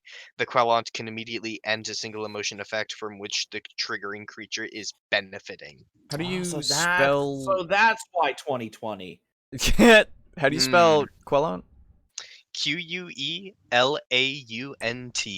Their whole thing is basically that they're aliens who prey on emotions. There you go. Cool. All right. Yeah. Very cool. Yeah. So. Sorry. Yeah. Let's continue with the supreme fuck. Yeah. Let's. Yeah. Okay. Scary. That's the tipping point, right? It's jump the shark. Horror monsters are scary if you don't know exactly what they can do, and you don't even know where they're coming from or what exactly they look like or how to stop them. Figuring out how to stop them is actually part of the plot. Even Call of Cthulhu lately, to my mind, has this problem. When I first ran Call of Cthulhu, no one knew what a deep one was, or a ghoul was, or what their statistics were. They were encountering for the first time. But now, the game's been out 30 years or so, or 40 years, and everybody's familiar with that. Even Cthulhu himself. Really? Hey, guys, I have a question for you. What's an insect from Shagai? I actually don't know. Yeah, that's what I fucking thought. This is the thing, right? Like, he's appealing to the fact that time has passed. Yeah. Like the fact that everyone knows everything now, and that's ridiculous. I don't care. It doesn't matter if the entire table knows already about a monster. Whatever you do with it, you control how this thing acts. Make it act differently so that it doesn't act exactly the same as somebody might conventionally think something acts. copy the stat block from it and then create a brand new creature. Even that, like anything, you have control here. You can set the scene to make it so that it is more scary. I believe in you that you can do that. It's unfortunate that I'm trying my best to believe in you. Alejo is gonna have to be me for this I episode. I think, and I will be Satan Type Man. It is fine. Like, legitimately, you literally have made videos where you show us how you homebrew your stuff. Homebrew. Do something. I think you can do that. Residence Brewery. Look it up. Like, If you ask people, oh, what does Cthulhu look like? They're going to have an idea. It's a giant squid. Oh, guy wait a that's minute. like What? Godzilla coming What? out of the ocean. Hang If you on. reduce- You're saying that people know what the most famous Cthulhu monster looks like, and the one that the game is named after? What? one that's The literally one that's on the cover. The front of the book? Yeah. It's You're crazy, saying right? that the most Well, recognizable one is recognizable? What? Time to run a Call of Cthulhu campaign, except it could never actually be about Cthulhu because people know his stats. Right? Yeah. Like, I don't fucking Hey, understand guys. you. Did you know that in 5th edition Call of Cthulhu, that if Call of Cthulhu is in range, every turn 3d6 investigators instantly die? Yeah, Jesus. exactly. It's fucking 'Cause great. you're not supposed to get there. That's not, like, I mean, you can, absolutely, and hell, if you make it there, good on you. Like, yeah, well, you're no, just... he'd be coming to you. Yeah, exactly. Like, you're fucked, but, like, that's awesome that you got there. Holy shit. Awesome. Yeah, right? You're fucking, like, standing in Cthulhu's presence. Have fun. For the moments before that, when you're celebrating to yourself out of character, man, that's some good stuff. Yeah. Like, Cthulhu to a picture figure on a table, it has ceased to be scary. If you Yeah. sell Cthulhu dolls and Cthulhu Sure. hats, part of what made Cthulhu scary is it was such an alien concept with monsters that were totally different than the traditional monsters that we've seen. Yeah, that existential okay, cosmic so- horror. When speaking personally, Mhm. I will preface this as my personal experience instead of speaking in absolutes like some content creators seem to do. Yes. Alejo, yes. Hello. when you were Keep going. and I Mhm. were on the same floor Yes. in college, Yes. and I was hanging out in your room, Yes. and I saw a big old squid man Yes. on your computer monitor, and I Mhm. went, "That's pretty cool. What is that?" Mm-hmm. And you went, like, somewhat confused and a little concerned. You said, "It's Cthulhu?" Mm-hmm. Mm-hmm. And I went, "Well, what is that?" Mm-hmm. And you proceeded to start to explain. Mhm. And in fairness, you did not do the best job explaining Probably exactly not. what Cthulhu was. Yeah, probably not. Because you just says, "Oh, it's a big squid thing, and if you look at it, you go insane." And I was like, "Okay, that sounds boring." Mhm. Like, "Oh wow, I look at it and I go insane. End of story. Yay! Wow, so cool." Mhm. And then I at that point in time didn't really give a shit about Cthulhu. Sure.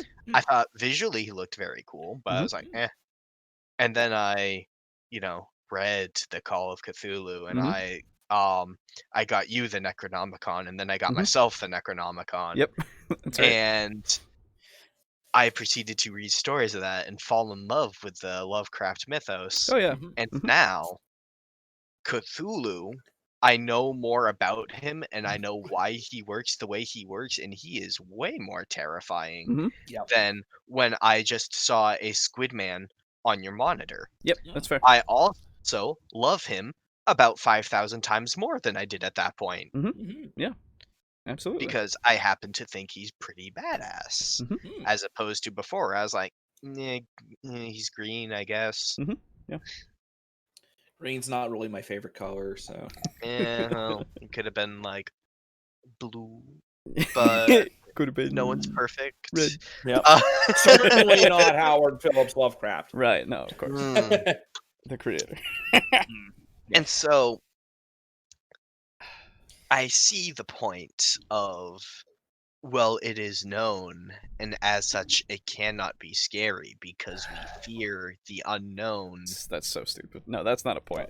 All right, That's, dude, yeah, like, dude, tell you what, I know what a fucking moose is. Right, yeah, but if I'm exactly. running into one in the woods, I'm gonna shit my pants.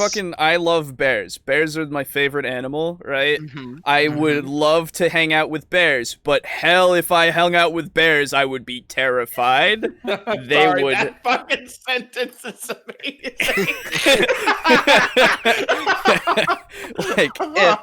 But still, I see, yeah. I see these videos of people taking a nap with a wild cheetah, like resting on their Oh, shoulder, Jesus Christ! and it gives me agita Have you because they seen? go, oh no, Have you seen Roar, the movie Roar?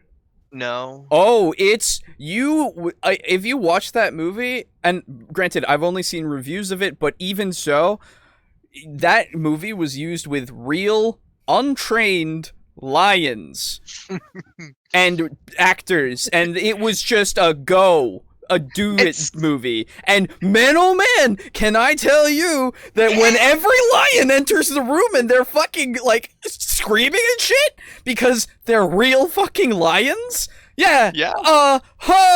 My body, whenever one is going to hug the guy or play with him and just bites him or scratches him and there's blood coming from him now, I'm like, oh god. Or like, and I know what lions are. Right? Like, could you let me know what they are? I've never heard of them. Hey guys, have you ever heard what Shark Week is? Mhm. Yeah. You know what? Sharks are still pretty spoopy. Yeah, I fucking hate them. I don't like them. Wouldn't go in the water with them. I would, but like, I would go in like a. I would. It depends. I would maybe right? go in a kiddie pool with a dead shark, maybe. Nah, dude. Like that's because I have a tenuous grasp on life as it is. So like, I'm like, you know what? I'll boop a shark snoot. At this point, whatever. Yeah, no, This is such a stupid fucking argument. I don't get it. I don't fucking understand. Can we try to power through it? Yeah. Why did we have to do this, guy? You're welcome. It's not fucking. Fuck off. Happy birthday. It's Happy not fucking fucking playing Halloween. for me. Oh, play. There we go. Play. Sorry. Lovecraft is so common today that I would invent other monsters. Even the deep ones. Really? You've seen Guillermo Would you? del Toro's excellent. Sorry, you The Shape of invent Water is monsters now, do you? Yeah, exactly. You would invent other monsters because Fucking other ones are black known. magic. Amazing. I thought that was impossible. Just I thought one D&D was overpowered. right. Yeah. picture. It really is the story of a deep one. Only it's the deep one is the good guy, and so it's really entered popular culture Unpopular opinion: the deep ones are the good guys in all the stories they're in. in a way that I think makes it not scary anymore. So you're So gonna have wait, to, what was as he the talking game about? out, He's talking about The Shape of Water, the one with the woman fucks a fish. Oh, Yeah. where right. it's Yeah. a good guy. And it's, I mean, yeah, it's not supposed to be scary. Okay, cool. Can't wait for the remake where Kanye West plays the deep one. Or CGI Will Smith.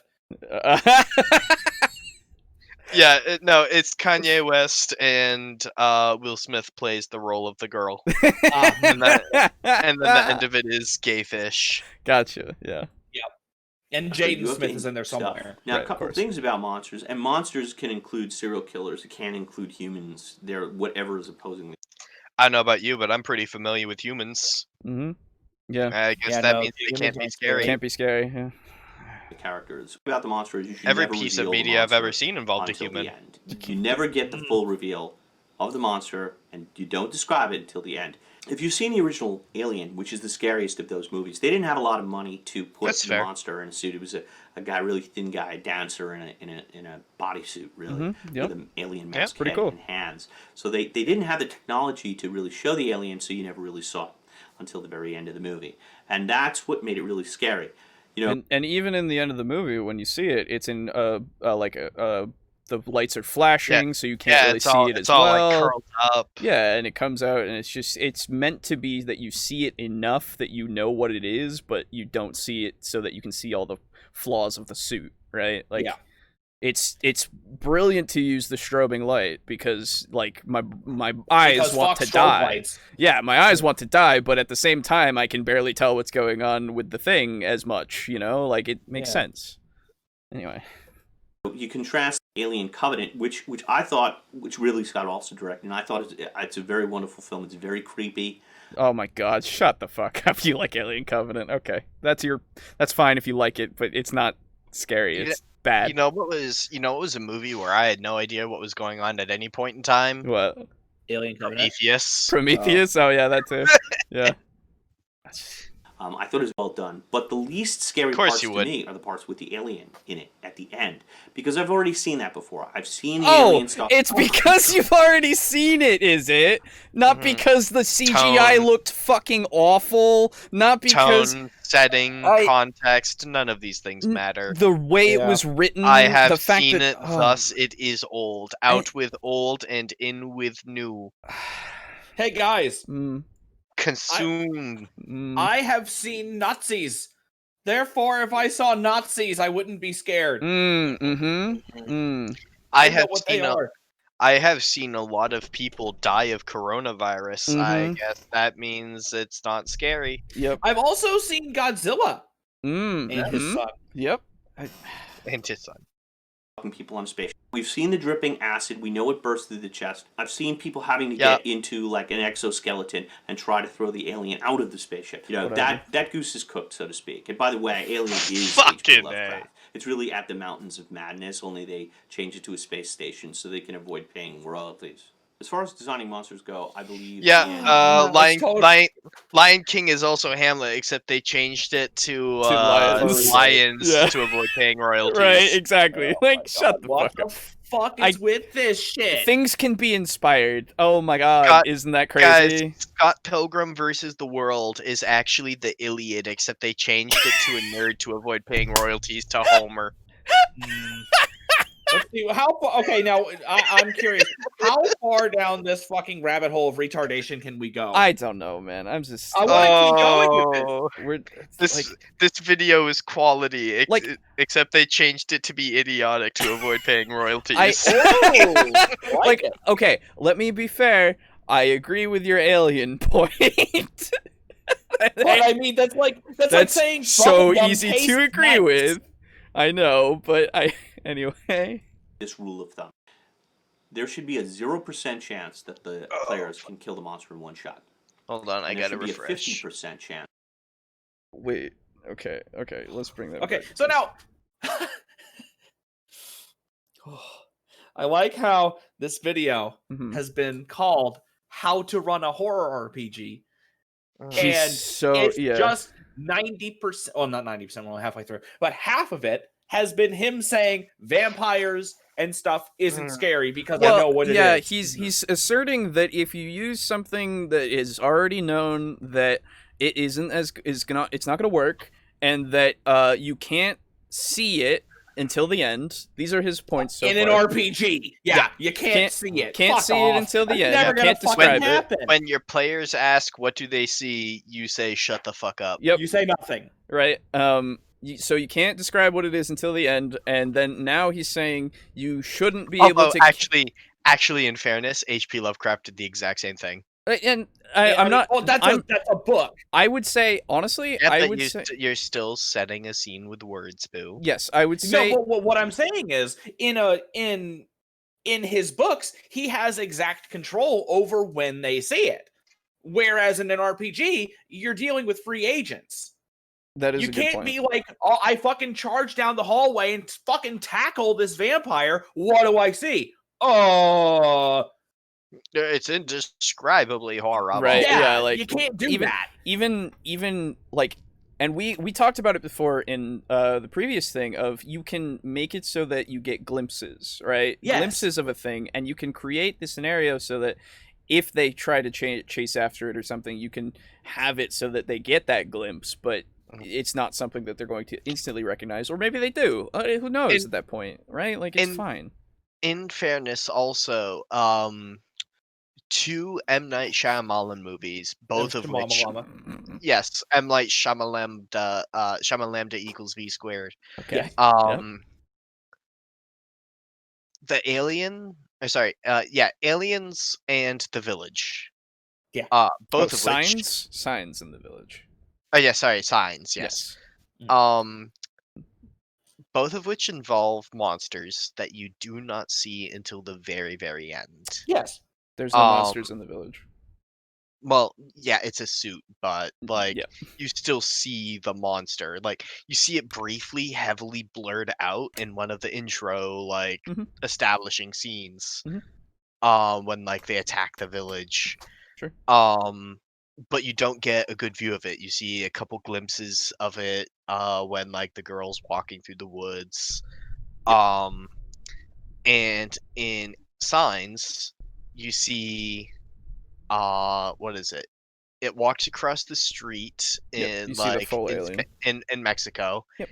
And you're like, oh boy, that's an alien. Mhm. And then in the cornfield, you Mhm. see a foot. You see a silhouette on the house. the top of the farm. Barn. Yeah. Yep. And all of these are scenarios in which you don't get the best view of what it actually is until near the end of the actual movie. No, in the video for the It's alien, grainy. it's not that grainy. It's incredibly easy to see it. Super easy, very inconvenience. Yes. Versus, yeah, but I'm saying if you compare compare that to when it is revealed in its holding full the kid. Yes, yeah, I agree. Then it is less visible, but it's still basically. Anyway. Oh yeah, and the hand that comes out under the door. Right. Yes. Which I'll admit that scene got me good. It's not a bad movie. No, like those are both really good movies. Village, I haven't watched it, but there are some things in it that I question. It's not the best, but like it's how to put this? I think it's got like it's relaxing in a weird sense. So that's totally against what it should be, I guess. It's got a bunch of really like good visual shots. Sure, that's I enjoy it. Not high praise though. Yeah, no, so does Star Wars, but yeah, I was gonna say like, yeah, cool. All right, it looks good. All right. But what I'm saying, and like the whole reason I bring up these movies, is in order to mention just how well silhouettes and like brief fleeting glimpses can work to build dread. Yes. Yeah, absolutely. And simultaneously increase familiarity with what you are facing while also increasing your fear of it, because it goes from a faceless horror to, oh, it's tall and it's green. Right. Yeah. Okay. So like, and then your mind starts running what could various scenarios and like what it could be. Yeah. And then you see it at the very end. And by this point in time, even though you now see it, you have snowballed enough dread over the course of the movie that it is still scary and very much a threat. Yeah, see, absolutely. Now, and this can be established by making the way that the creature moves be very weird. Sure. Yes. Yeah, absolutely. But see, now here's my issue with that though. Now that you've seen it, it's not scary. Oh, right, that's true. Yeah, no, you're right. Yes. So throw it all out. Yeah, the Babadook. Once I saw it, it wasn't scary. That's true. That's actually now true. That you have seen it. No scare. In that case, it is actually true. Anyway. Dude, watching that movie again after you've like watched through it another time is a wild ride. It's a completely different movie. Oh, I'm sure. Yeah. There should be a 0% chance that the players can kill the monster in one shot. And there should be a 50% chance that the monster can kill any player in one shot, especially players that attack it. If 3 players gang up on that monster, the monster should be able to get 3 attacks in retaliation, 1 on each of them, and should have about a 50% chance of just ripping that player character's head off. Wow. Even with guns, like if you look at a movie like Aliens or Predator, where the good guys have guns. Those guns are largely going to be useless. So No. Wait a minute. Wait a fucking minute. No. You are an idiot. You don't know how Predator works. Predator, the guns are extremely effective. The only reason why they don't kill it is because they graze it. Once. Yeah, and they can't see it. Because they can't see it. It's got the cloaking technology that allows it to blend into the surroundings, and they just barely graze it with millions of bullets. It's not millions, that's hyperbole, but you understand, it's a lot of fucking bullets, right? Alejo, do you remember the scene in Aliens when they shut down a bunch of the vents and there's a bunch of aliens in them and they set up auto turrets? Yep. And the auto turrets start firing. They hear them firing. Yeah, and the auto turrets kill a shit ton of aliens. And then it doesn't matter. But there's a tide. Yeah, exactly. Like, and when you're facing a vermin tide. Literally. It is a fucking gene stealer swarm coming after you. And like Sorry. And for fucking Predator, after that, hey, guess what? If they shot him, they would kill him. How can you justify that a gun is not as effective as a goddamn stick that is used later on? What is the proper operating procedure for dealing with a xenomorph? The proper operating procedure? Shoot it. Yeah, I mean... Nuke it from fucking orbit. What was that, Boo? Nuke it from orbit. Oh, look at that. It looks like firepower is effective. Okay. Firepower Fair, in this fucking case. Yeah. Like... Exterminatus. Yeah, please. Really. Absolutely. It's the only way. Warhammer would like a word with you, sir. Yeah. Although the fucking xenomorphs would be bitches compared to the Tyranids. But... Yes, actually. Yes. God, yeah. Absolutely. I had to think about it for a second. Would absolutely snack on a xenomorph. Oh yeah, fucking hell yeah, dude. And incorporate that blood and shit. Oh yeah, I already have that. Oh no, it has acid blood. Me too. Yeah, right. You're right. You're right. It already does. You got acid blood, huh? It's almost That's pretty like fucking acid. weak acid, bro. It's almost like acid is incredibly ineffective against Tyranids. Yeah, that's true. Anyway, guns. Dude, an Astartes would wipe the floor with a xenomorph. Yeah, dude, they just fucking punch the fuck out of it. They only need one. It would do its little mouth thing. Yeah. And it would just go thong against the helmet, and it would grab it by the throat and or the tail and whip it around, and then just crush it. Yeah. Like, and then honestly, walk through the acid. If it tried to bite it with its fucking mouth, it'd fucking shatter the teeth on the armor. Yeah. Anyway, have them be on it.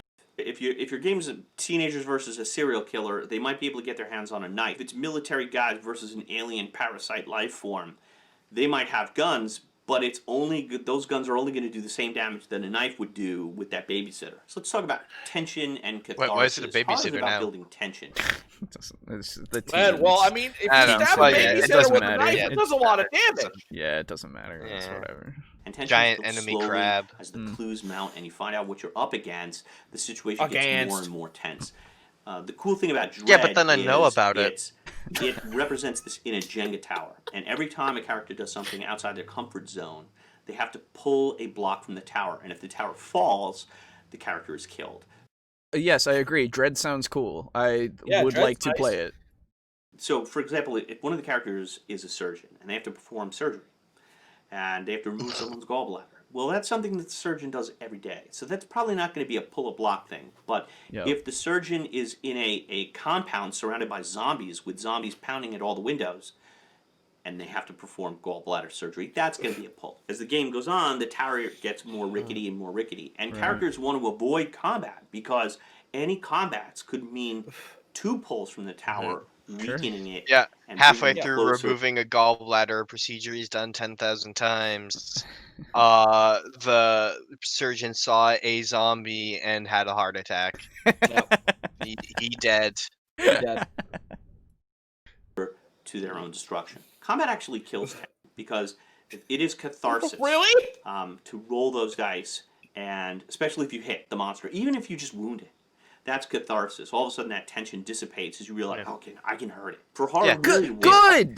These nightmarish creatures can be slain. They can be beaten. Yeah, there's literally that's a good thing because then you Back can to the abyss. then you can establish the tension again later. Yes. Having the doesn't- release means that you get a moment to go, okay, Playing- good. All right. I've been searching for an analogy for this for like a while, and it's like microwaving a can of soup, right?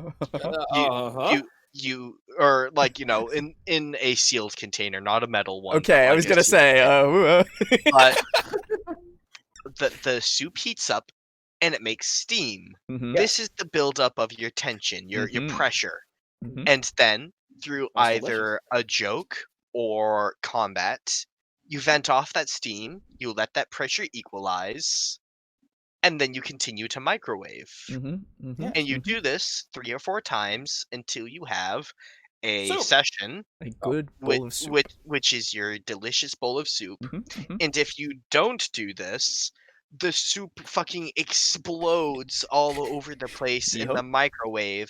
And in this analogy, that's tastes the like play semen.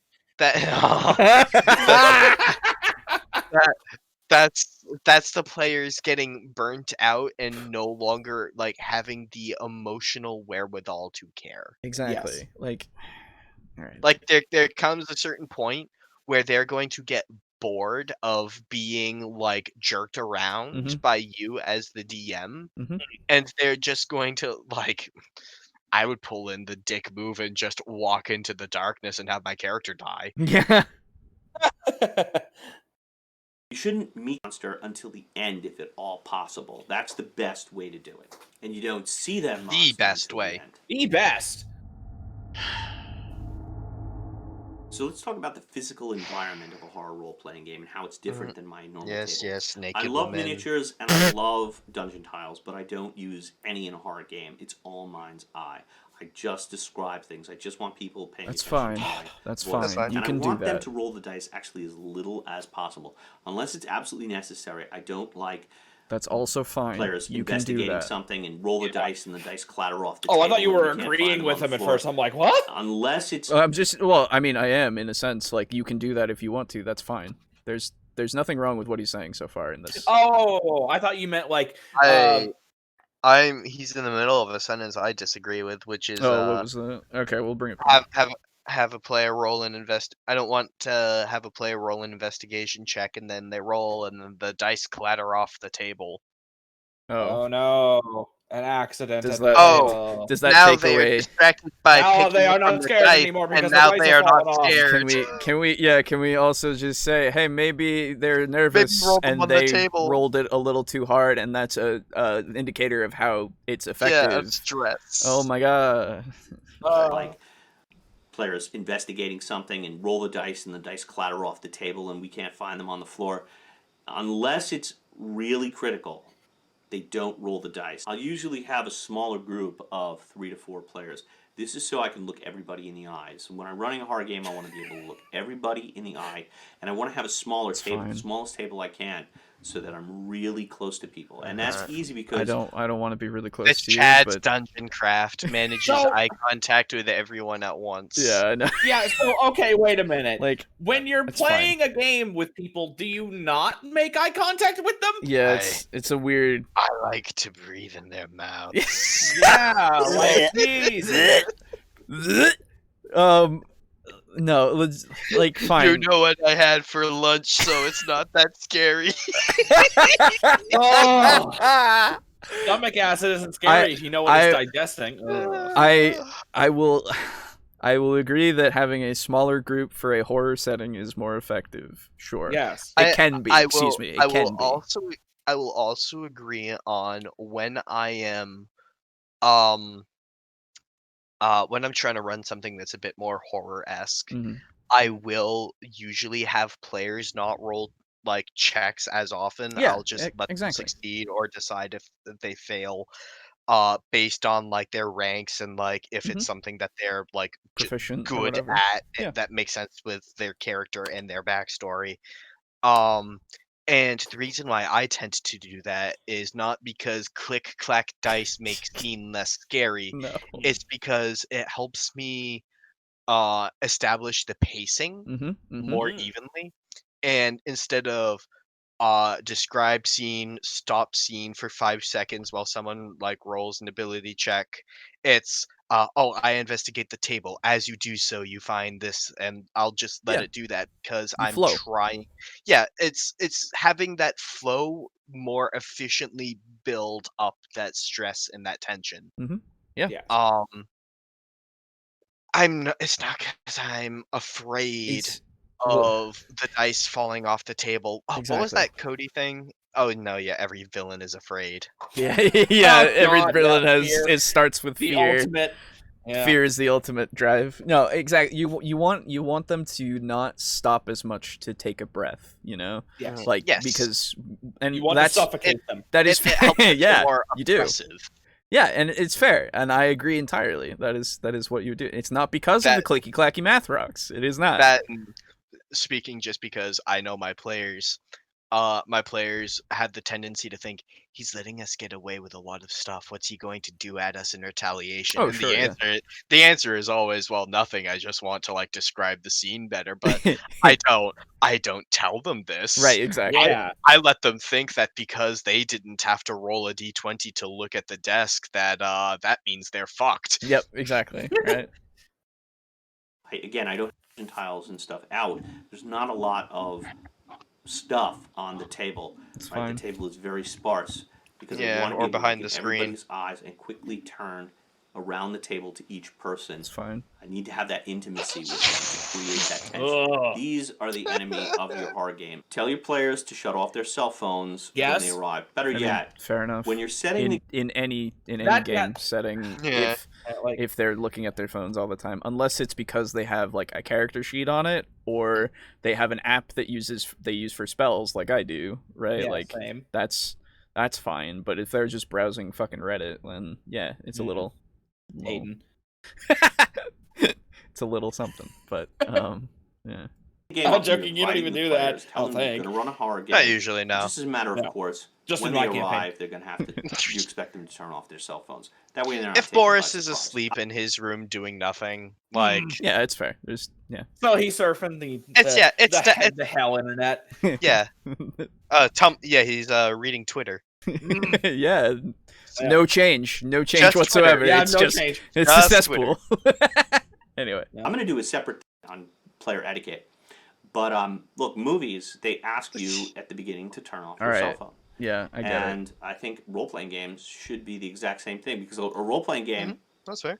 depends on the involvement of your players. If people Mm-hmm. are checking their phone messages at the same time, that's going to break the spell. It breaks the illusion. Unless you're a doctor and it's like, oh, I have to go perform life service. You don't saving have to surgery. keep Gallbladder going on with surgery, this, yes. man. I get it. I get it. Like, this And is such exceptions basic exist. fucking shit. I Yeah. understand exceptions exist. Please don't treat me like I'm a fucking idiot. Exactly. And I know that's I'm your Not like specialty. you. That's your I- specialty I- to treat other people like that. Trust me, dude. You don't need to treat me like I'm the idiot. I'm not the one assigning a DC to an entire room.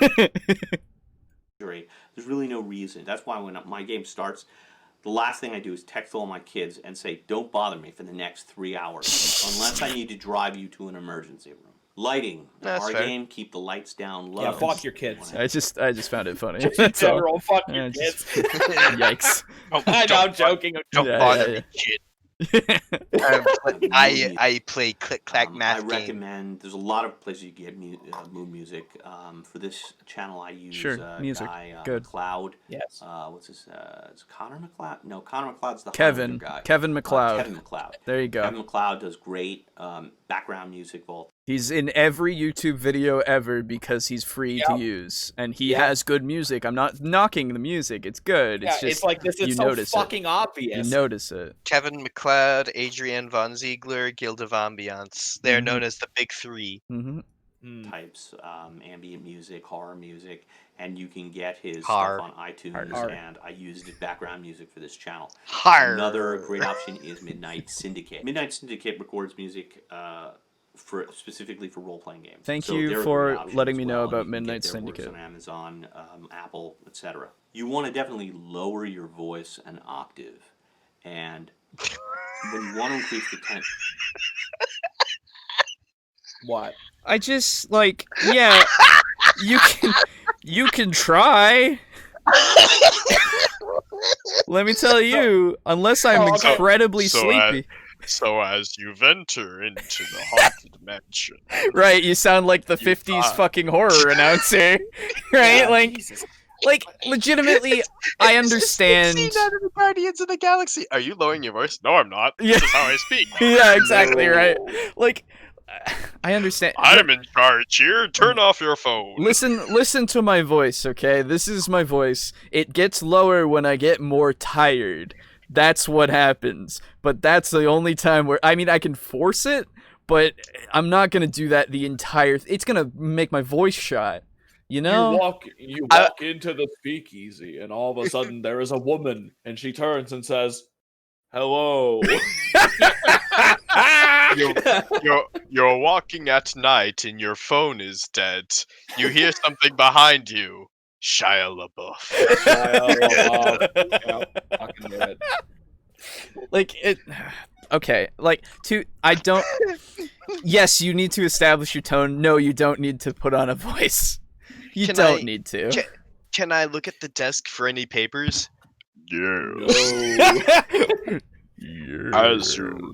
As you read them, you find shaking in the shaky, scrawling writing.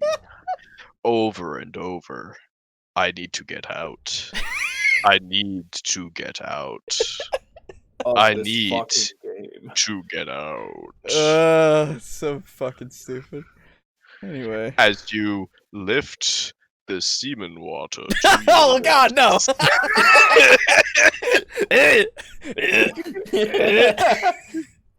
There is a naked woman.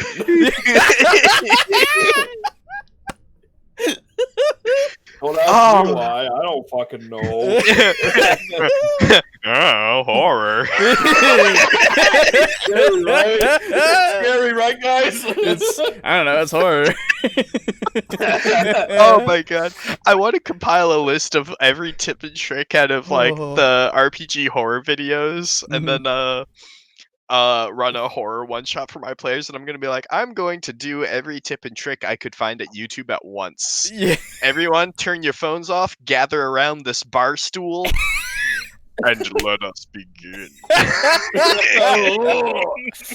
Oh, it's so fucking. You will not need to roll dice in order to succeed here. Attention. You want to slow your voice and pace yourself. You don't want to be slow like a slow talker. That's boring. You want to do it like this. I'm going to demonstrate. All right, Dick. Demonstrate it, please. You descend the stone staircase. Jesus Christ. He's adding some of that voice rasp as well. Yeah, the vocal fry. Yeah, vocal fry. That's it. Yeah. Yeah, try harder. Of your ancestors. The air smells. You of mixed your earth, video poorly. dampness It's itches very your loud. lungs. In the I can't hear flickering you light over of your music. torches. You pass through It's crumbling mercy. archways, piles of rubble left by the workmen's excavations. At last Poopy. you find yourself in a vast vaulted chamber of antediluvian antiquity. Antediluvian, There, fuck off! an immense stone obelisk topped with a carving depicting You're a an professor? eldritch tentacled. No, he's not. Clearly not a fucking English. Also, Am I like- right, bros? Like, No? like, let me To be fair, both are sad.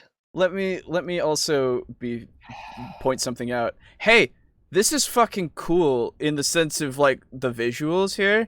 I would like to look at this on the table. That would Yeah, I add would to my really like to see experience. Wouldn't I that be feel. nice? Anyway. I'd like to take a look at that monolith, Yeah. but apparently It's we're not allowed. distracting. Yeah. Horror. Guys, the Brain story's echoes with the distracting. ancient scream of dozens, perhaps hundreds of people who were sacrificed at the base of this blasphemous altar. You take a step backward. A chill runs down your spine as you realize what You've come back to your normal voice. Wait, hang on. Uh-huh. I can see it, Uh-huh. so it's not scary. Oh, You're right. my God. You're right. Yeah, guys, why Yep. are we bothering? That's a Cthulhu head at the top of Yep, it. you're right. You're I right. know what that is. It's I've scary. Mhm. I've seen it. seen black pillars Mhm. wherein people were sacrificed in at the Mountains of Madness and the rats in the walls. It's true. It's true. Can I, as a player, at his at his table when he's doing a horror thing, every single time he brings up a trope, just raise my hand and go, pass. Seen yeah. Seen it. Yeah, right. Not scary. I've seen this. it. Next scene. Yeah, the right. walls are really piles of human bones. With a creeping I know what sense of bones look you like. That's intuit not whatever scary. malevolence Yeah, my caused God. This carnage is still here, waiting, watching from the shadows. Did you see what I Dark did? I isn't don't go blow scary. by blow, describing, okay, you're in a 10 by 10 corridor, and it goes 30 feet, and then it turns... Yeah, if you describe anything like that, it becomes more fucking procedural and not actually descriptive. You don't be so fucking disingenuous. But I Right, want to it's be a series of disingenuous. rooms. I convey the sense that there are a vast number of catacombs. and About you move through them, antediluvian but I cut stuff. to the room where the bulk of the action Well, is it's going not to take place. I don't- antediluvian either, boo. I know it's The- antediluvian. Yeah. There you go. Yeah, no, that's why, because he said anti. antediluvian. He did say anti. Oh my god. Yeah, Yeah, no, yeah, I know that it's antediluvian. Yeah. Don't you worry. So, It's one of my so- favorite words. Alright, so herein actually is where a little bit of my Latin nerd comes out. Oh. Anti and anti. Mhm. Whereas Oh. anti means like opposite and anta Oh, means before, as in like antecedent, antichrist, antediluvian, antebellum. oh no, my internet. Read. Oh. Your Antoinette. Wait, I didn't hear any of that. Ah, my internet. What okay. did we? What did? So, what did- basically, the difference between anti and or like you said, you're And Latin anta. nerd. Yeah. Latin. Yes. So, antebellum, antediluvian, Mhm. antichrist, stuff like that. Yeah. As far as I'm aware, I think you know how in like Japanese kanji, two letters can like mean different things but Yep. sound the same. Yes. Like there's no direct equivalent, and I could be wrong on this, but as I recall, there's no direct equivalent for I or E in Greek. Okay. Or sorry, in Latin. It was just Oh. one word for both. So anti-Christ, whereas people think like, oh, I'm the devil, I am the opposite of Christ. It is actually supposed to be antichrist Mhm. because he appears before Christ shows up. Oh, precedent like, of. I see. Yes. Oh. It's not like you can't have the opposite of the Son of God. What do you even mean? if it's the devil, he's just evil. Like that's not the opposite of. It's just he comes before because he shows up, rules the world for 7 years, and then Jesus comes down, dick a swinging, and says, bitch, I do. Get the fuck out. Yeah. Get on my left side, That's- and everyone who's that's- good get on my right. That's why I. That's why I love the way that it was put by Rich Evans of Red Letter Media. He was like, yeah, you know, whenever I hear Antichrist and that, I just think like it's just a like superhero, and they're just gonna have a big superhero Yeah, fight, dude, right? It's like Bizarro versus Superman. Yeah, and I'm just over here going, yeah, It's some big intercontinental kaiju yeah, battle. exactly. Fuck yeah. Anyway, So, the spelling of anti versus anti-Christ, Mhm. both are equally legitimate. okay. Yeah. However, it is more meant the way it was used in Greek is to meant like antecedent. It Right. comes before. Okay. But because it can also be written as anti, people remember anti and then they think it means opposite. Right, exactly. Okay. But yeah, like So that still antediluvian is how it's spelled yes, and just, how it is pronounced. So or like the South before the Civil War was the antebellum period. yes. Yep. Of rooms. I can sense that there are a vast number of catacombs and you're moving through them, but I cut to the room where the bulk of the action is going to take place. I don't require the players to keep a map. I assume that their competent player characters are doing that, and unless they're going to be chased by something and suddenly separated, or without a light source, they're going to be able to find their way back. I avoid things like search checks and observe checks. Some of you are going to ask me, hey, Professor, do you have a link to all that H.P. Lovecraft sounding vocabulary? I'm just going to scroll it. Let's scroll it on the screen. What? This is a list of common words that Lovecraft uses, and I'll have it by my side, and I'll use it to describe, whatever, eldritch. That's fine. That's fine. Yeah, that's fine. That's good. I mean, So those are my yeah. tips on running a horror Abyssal, game. I'd love to hear about your horror abhorrent, games. So put comments, questions, macabre, That was it. charnel. Does he actually even like and also, scroll if it? you're a viewer, you Scroll should it? really read those think he comment did. sections. People, the viewers of this channel have really insightful comments. Okay, sure. Thanks for sticking by me and being patient. as I'm I try to sure. fill your roles, B20s. Nope. Wait, hold on. Could be at the end of the credits. We're getting real. No. Was it at the beginning? No. Cool. Fill your roles, B20s. No, he never did. Cool. Oh Thanks. my god. Great. You did what you promised. I would say that Sorry. I'm disappointed, but his mere existence disappoints me. Yeah, it's just like Oh, come on. That one's not necessary. I know. I'm just mad. Um, I'm tired. Well, that's that. Yeah. Take from that what you will. I don't think I'll take anything from it. Hey. That's fine. Let's move on to the monster to end off on something cool. Oh, yes. a spooky monster. Yep. Where did I put it? There it be. This Tyrannicide has been so much easier, by the way. Oh yeah. There you go. Okay. That's not spoopy. I know what it looks like now. No, So, you're right. This is The blood stag. Yeah. Oh my god. Okay. Ooh, there we go. Okay. Okay, so CR4. Mhm. So Start with. yeah. Well, before that, what is okay? So, rum, deep blush, vampire lord used them. Cool. Yeah, okay. Experimented on them. I am one user, I hope this is the original because it's on D&D Homebrew. One user depressed_monkey3 posted this on D&D Homebrew. Oh, could you send me the link to the post as well so I can have it? Shall indeed. Thank you, because I'll need that. Thank you. There you go. Now the guy sounds familiar, so he might. Did we? Anyway, go on.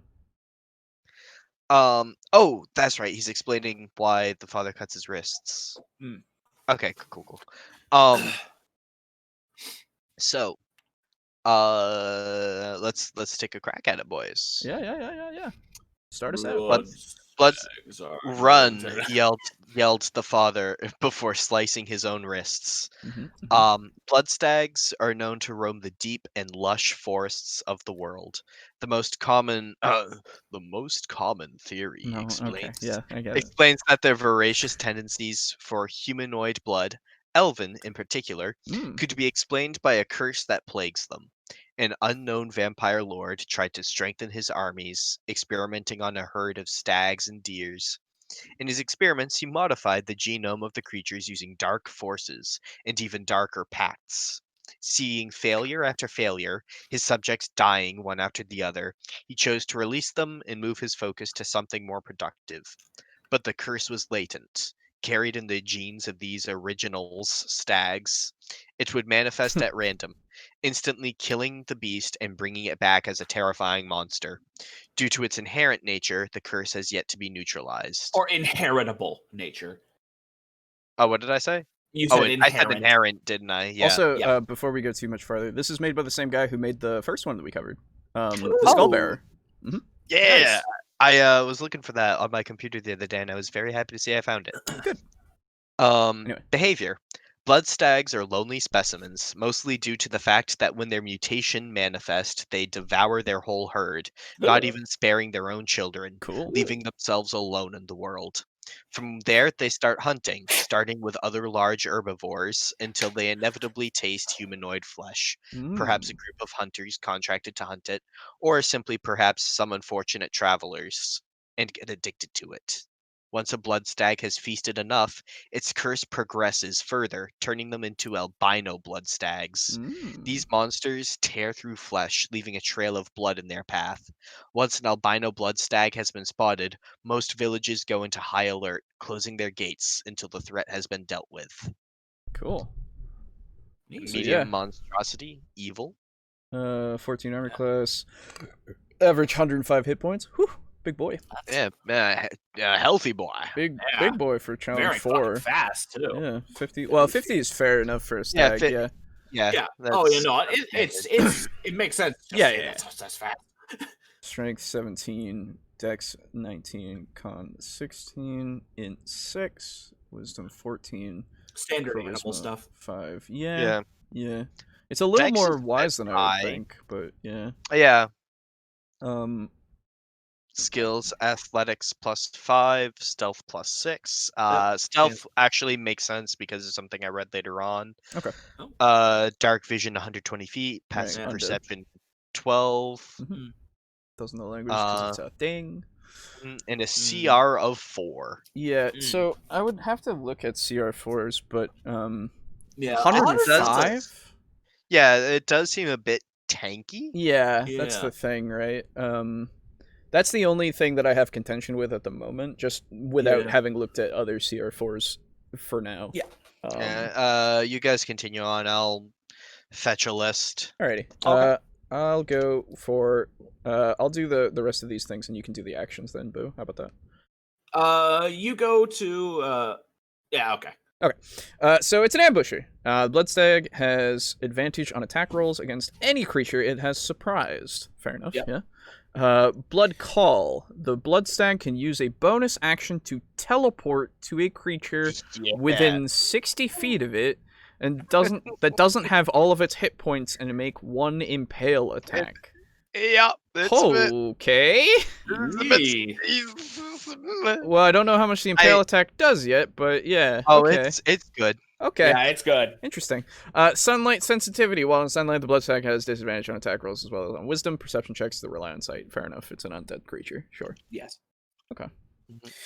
And then multi-attack. Bloodstag makes 2 attacks, one with impale, one with its bite, and can replace its bite with tail. Okay, so it can make up to 2 impale, bite, or tail. Yeah. Bite. Melee weapon attack, 5 hit, 5 reach, 1 willing creature or a creature that is restrained by the Bloodstag or incapacitated. What? Okay, keep going. Okay, so it can only bite something that's restrained or incapacitated. Or willing. Yeah. Okay. 1d6 plus 3 piercing plus 2d6 necrotic. It's not that bad. The target's hit point maximum is reduced by the amount equal to necrotic damage. Yeah, so it's vampire stuff. Yeah. And the Bloodstag. Yeah. So my question though becomes, how the fuck does it live then if it only is able to do this against willing things? How did it eat its whole family? It impales them. Oh, was it impale?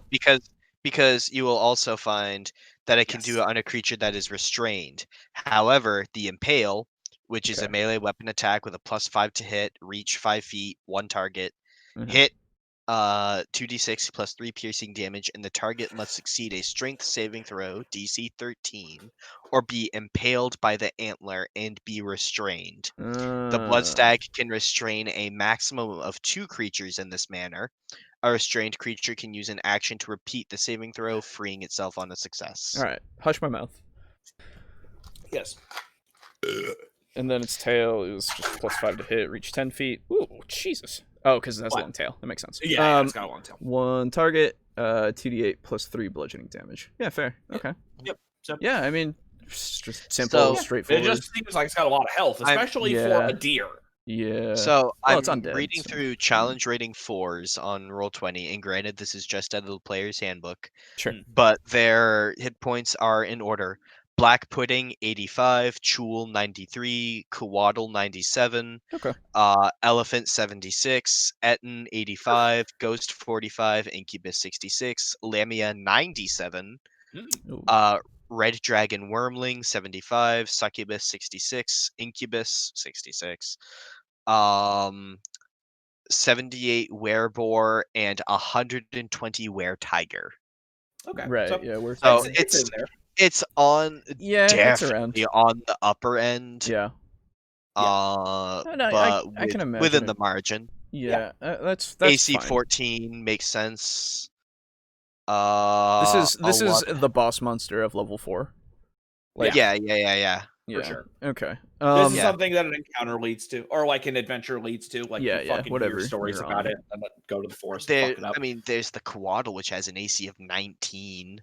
But the thing is, wait, a those are the flying snakes, right? yeah. Yeah, like you wouldn't be Quetzalcoatl. fighting those anyway, really. Yeah, those are very rare. And they're like super good, so.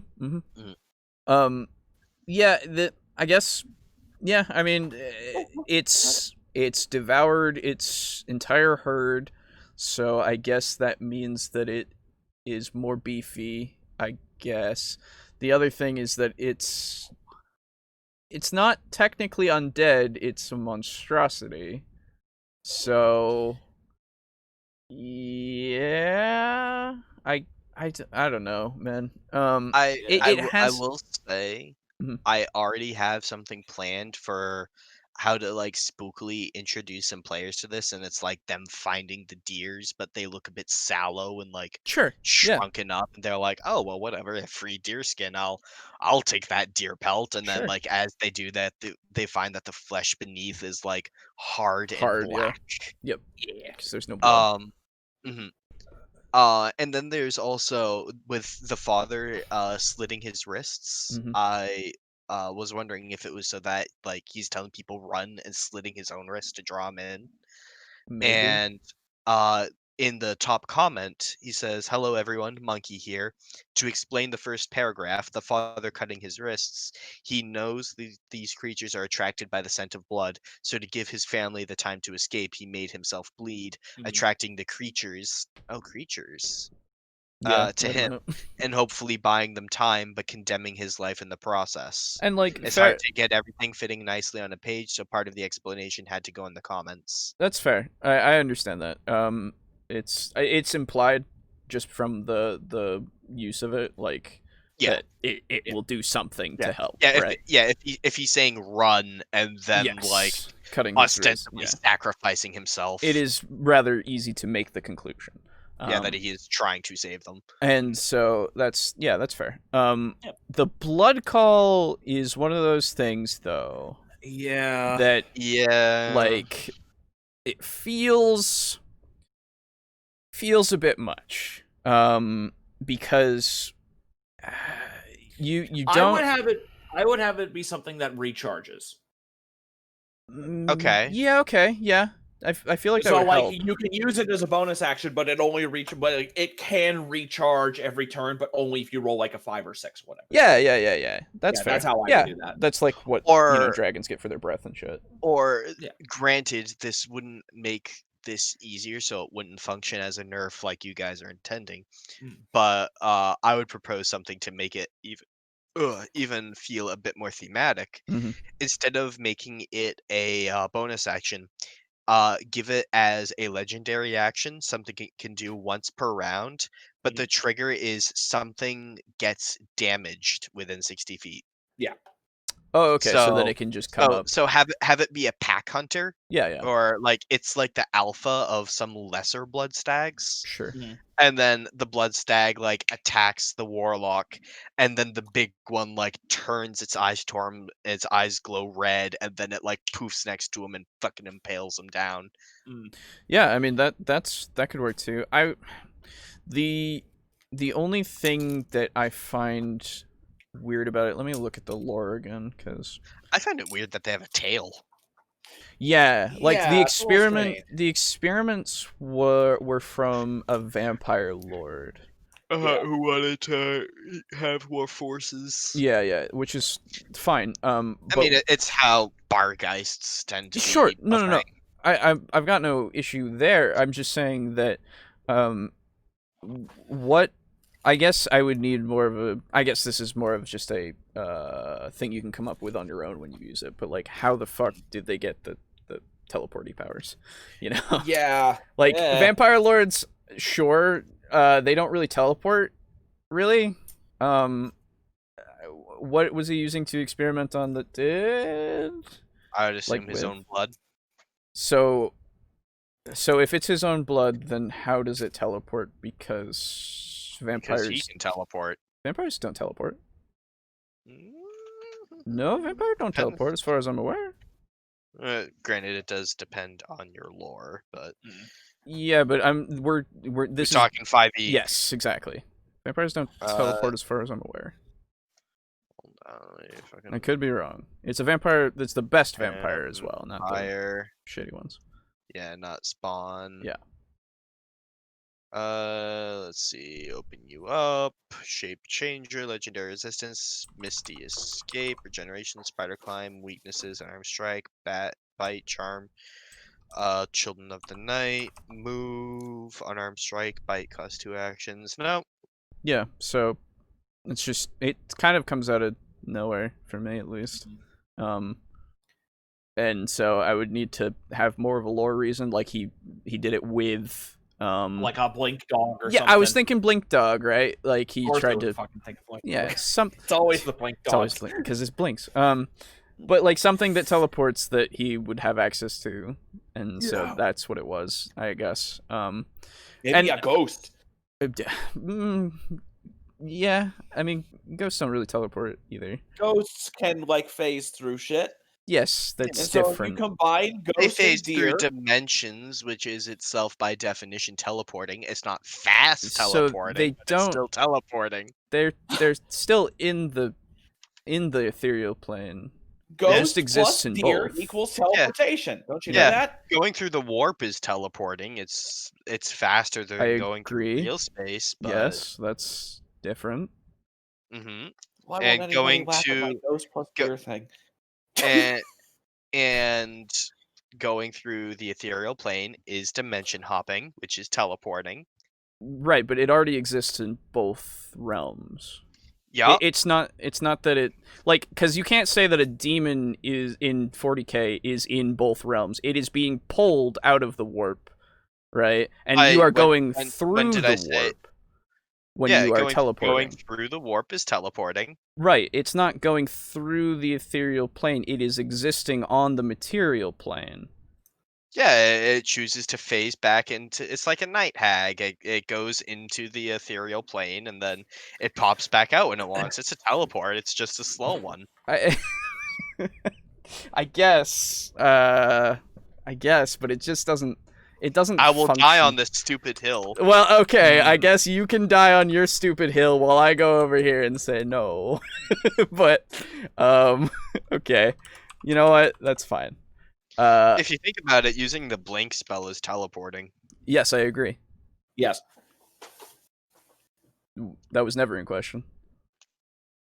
So are we good? yeah, I think so. I think we're done here. I think we're done here. Fucking good session, guys. Yeah, Yeah, good. one. Mm-hmm. Yep. Had So, had some just make highs, sure- had some lows. That's some real fucking lows. Don't. One of the lows Mhm. were pretty much all of Dungeon Craft, and the Most highs of it, yeah. clearly Was the glass of semen. Was the glass semen, of semen? yes, Yeah. and the okay. naked woman. Yep. Oh nah, dude, it's I don't know, horror. that was very good too. I love that. You make your players drink a glass of semen, and they look at you, and they say, "What in the hell is wrong with you?" And you go, "I don't know, horror." I want a shirt now that just says horror. Yeah, no, that one I would wear. that would be good. So yeah, I think we've said everything that needs to be said. Yeah. Yeah, I think so too. And I think people have taken whatever they need to take from what we have talked about. So, thank you all. Thank you for listening. Anyway, Sorry. thank you for listening and watching and all that you are doing. Really appreciate it. You person who was on the train, thank you for since putting in earbuds. Yes, thank you. Obviously, you did that. Thank you to our sponsor for this week, Raycon, This week for providing That person. those that one earbuds. guy his earbuds. Yep. Anyway, so yeah, catch us Fridays on 4 the p.m. on the podcast things that are in the description. Well, there you go. no, Hey, not look at that. not- Steam has finished, sir. You are being hunted. hell yeah. Hey.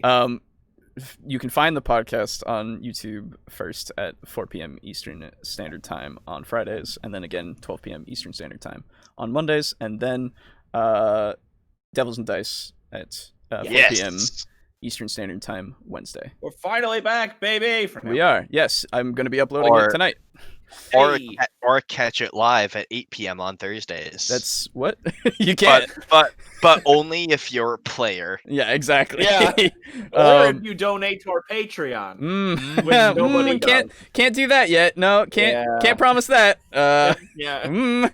Anyway, Now taking in reserve orders, we will only let one person watch an episode of Devils and Dice live at a time. Yeah. So we're now accepting pre-orders. Nope, on, don't like this. Placement slots. Very much don't like this. In order to, like, you got to bid on it.